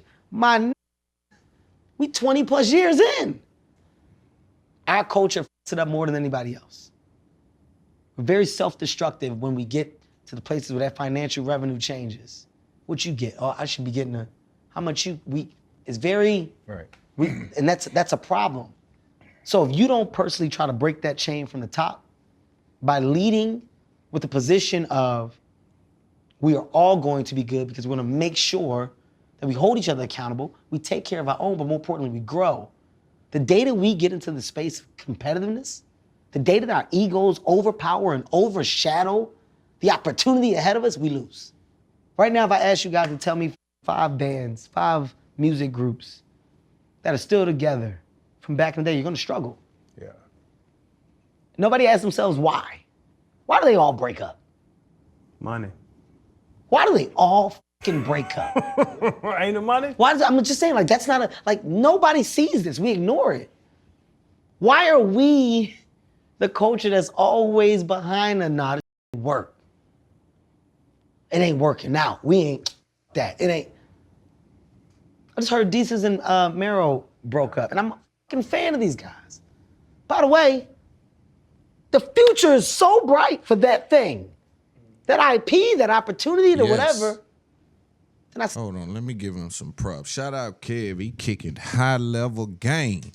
And he, to me, talking to them about the I Am Athlete situation. So for those of you that don't know, 2 of these people came from being on B. Marshall's I Am Athlete, and they spun off and spoke about a bunch of different things.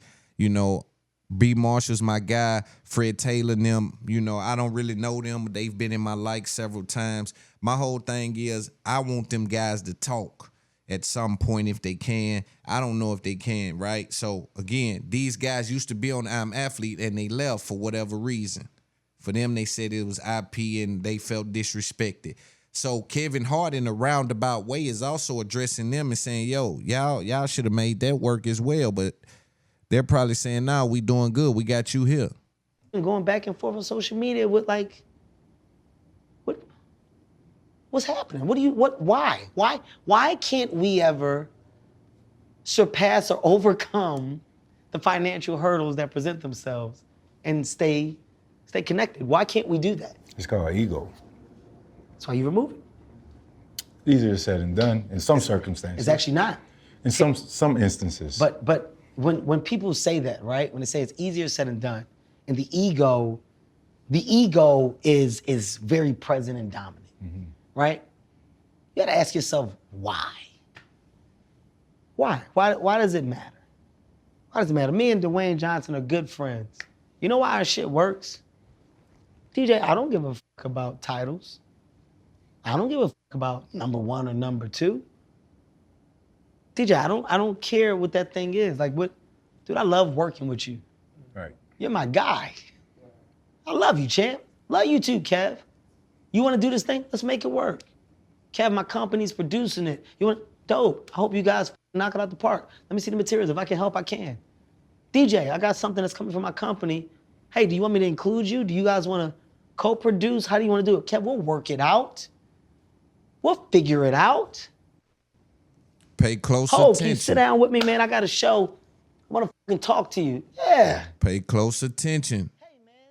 The billionaires, the $1 million dudes on the next level, they What do you think doing about doing this. New York together?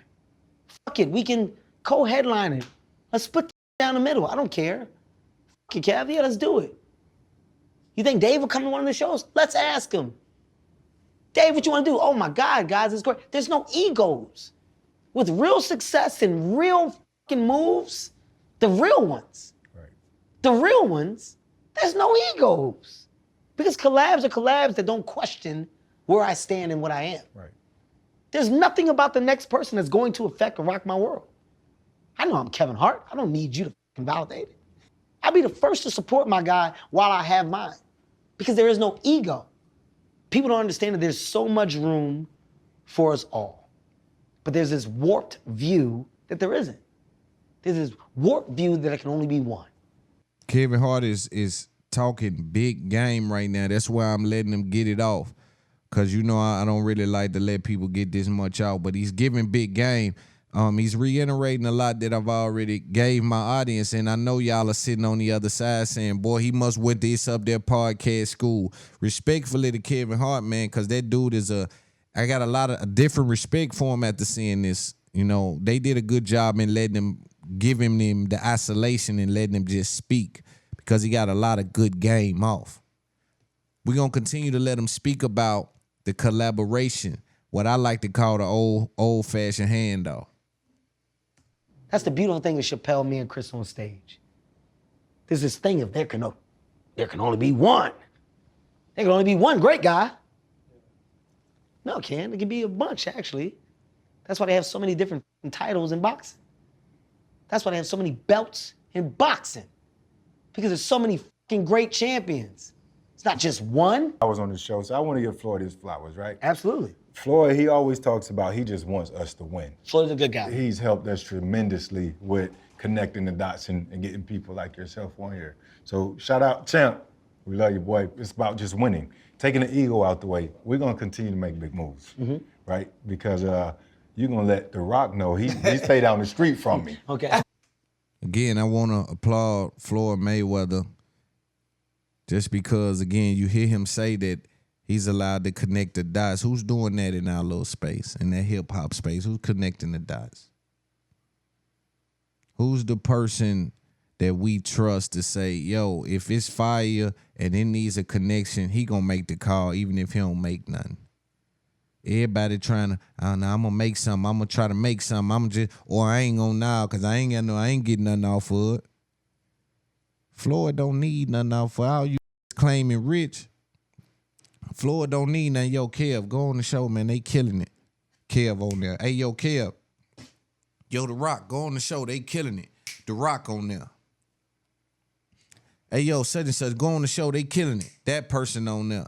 It's not stupid. Like, you guys are moving and navigating in the space where your engagement is only going to grow. And it's because of the thing that you built. That's a fact.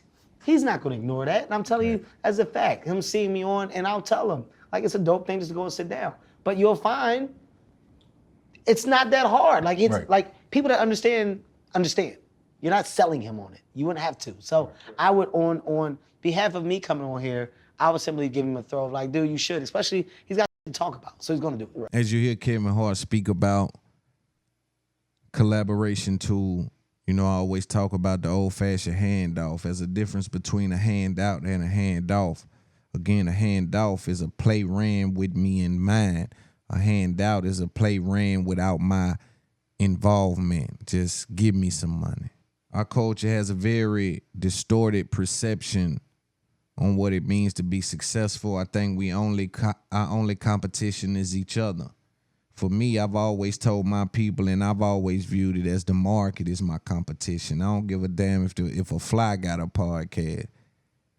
I'm judging that fly, and we trying to figure out how to compete or get as many listens as the cat got on YouTube, right? Cats get millions of views on YouTube. We got to figure out what that is. Why is that? What's happening, right? But nonetheless, that has more so to do with information. When we deal with the collaboration tool, it's access to audience, access to information, access to publicists, access to business managers, access to CPAs, access to lawyers, access to all these different things that you don't have, even if you're in position with a business.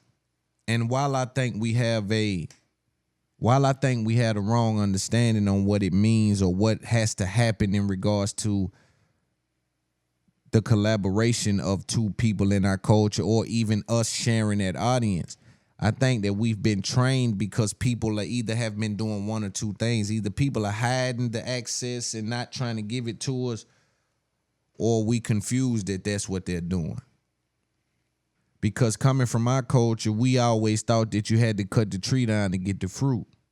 We didn't know you can climb the tree. We didn't know there was other ways to get the fruit off the tree because 50 had to cut Ja Rule down to get his fans, to get his power, to get his access, right? Pac had to seemingly cut at Big to get access and to get his fans and to do certain things. Gucci had to cut at Jeezy to kind of take his power and his fans from him, right? So it's been this constant thing in our culture to where it's been this competition factor, and that's bled into the business. And we got to learn that you don't got to cut the tree down to get the fruit. But also the people that's in position know that it's inevitable that you do not stay on top. You got to learn how to become a man that know how to make an assist. It's a period there. And you hear me always talk about, that's why I had a brand dealing with information, because I understand information is key. Even if people give you money, that's cool, that's fine, that's dandy. But keeping the money is where you're going to find an issue. And so I understand information is more important than anything that anyone can give me.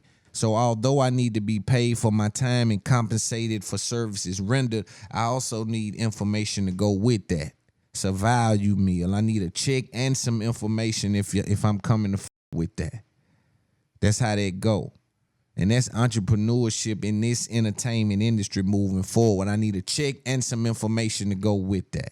Because one thing is consistent and always will be consistent, especially in the entertainment business. The more you know, the less you need.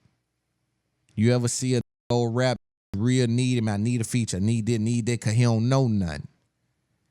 Need it when they don't know nothing. See, the more you know, the less you need. You know, man, I don't need no damn publishing. We know how to go viral. Now I don't need all that, man. He make our beats now. We ain't paying that over.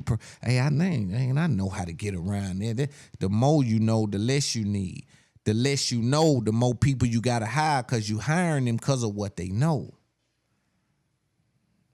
So it's a marriage that has to happen between what you know and what you need.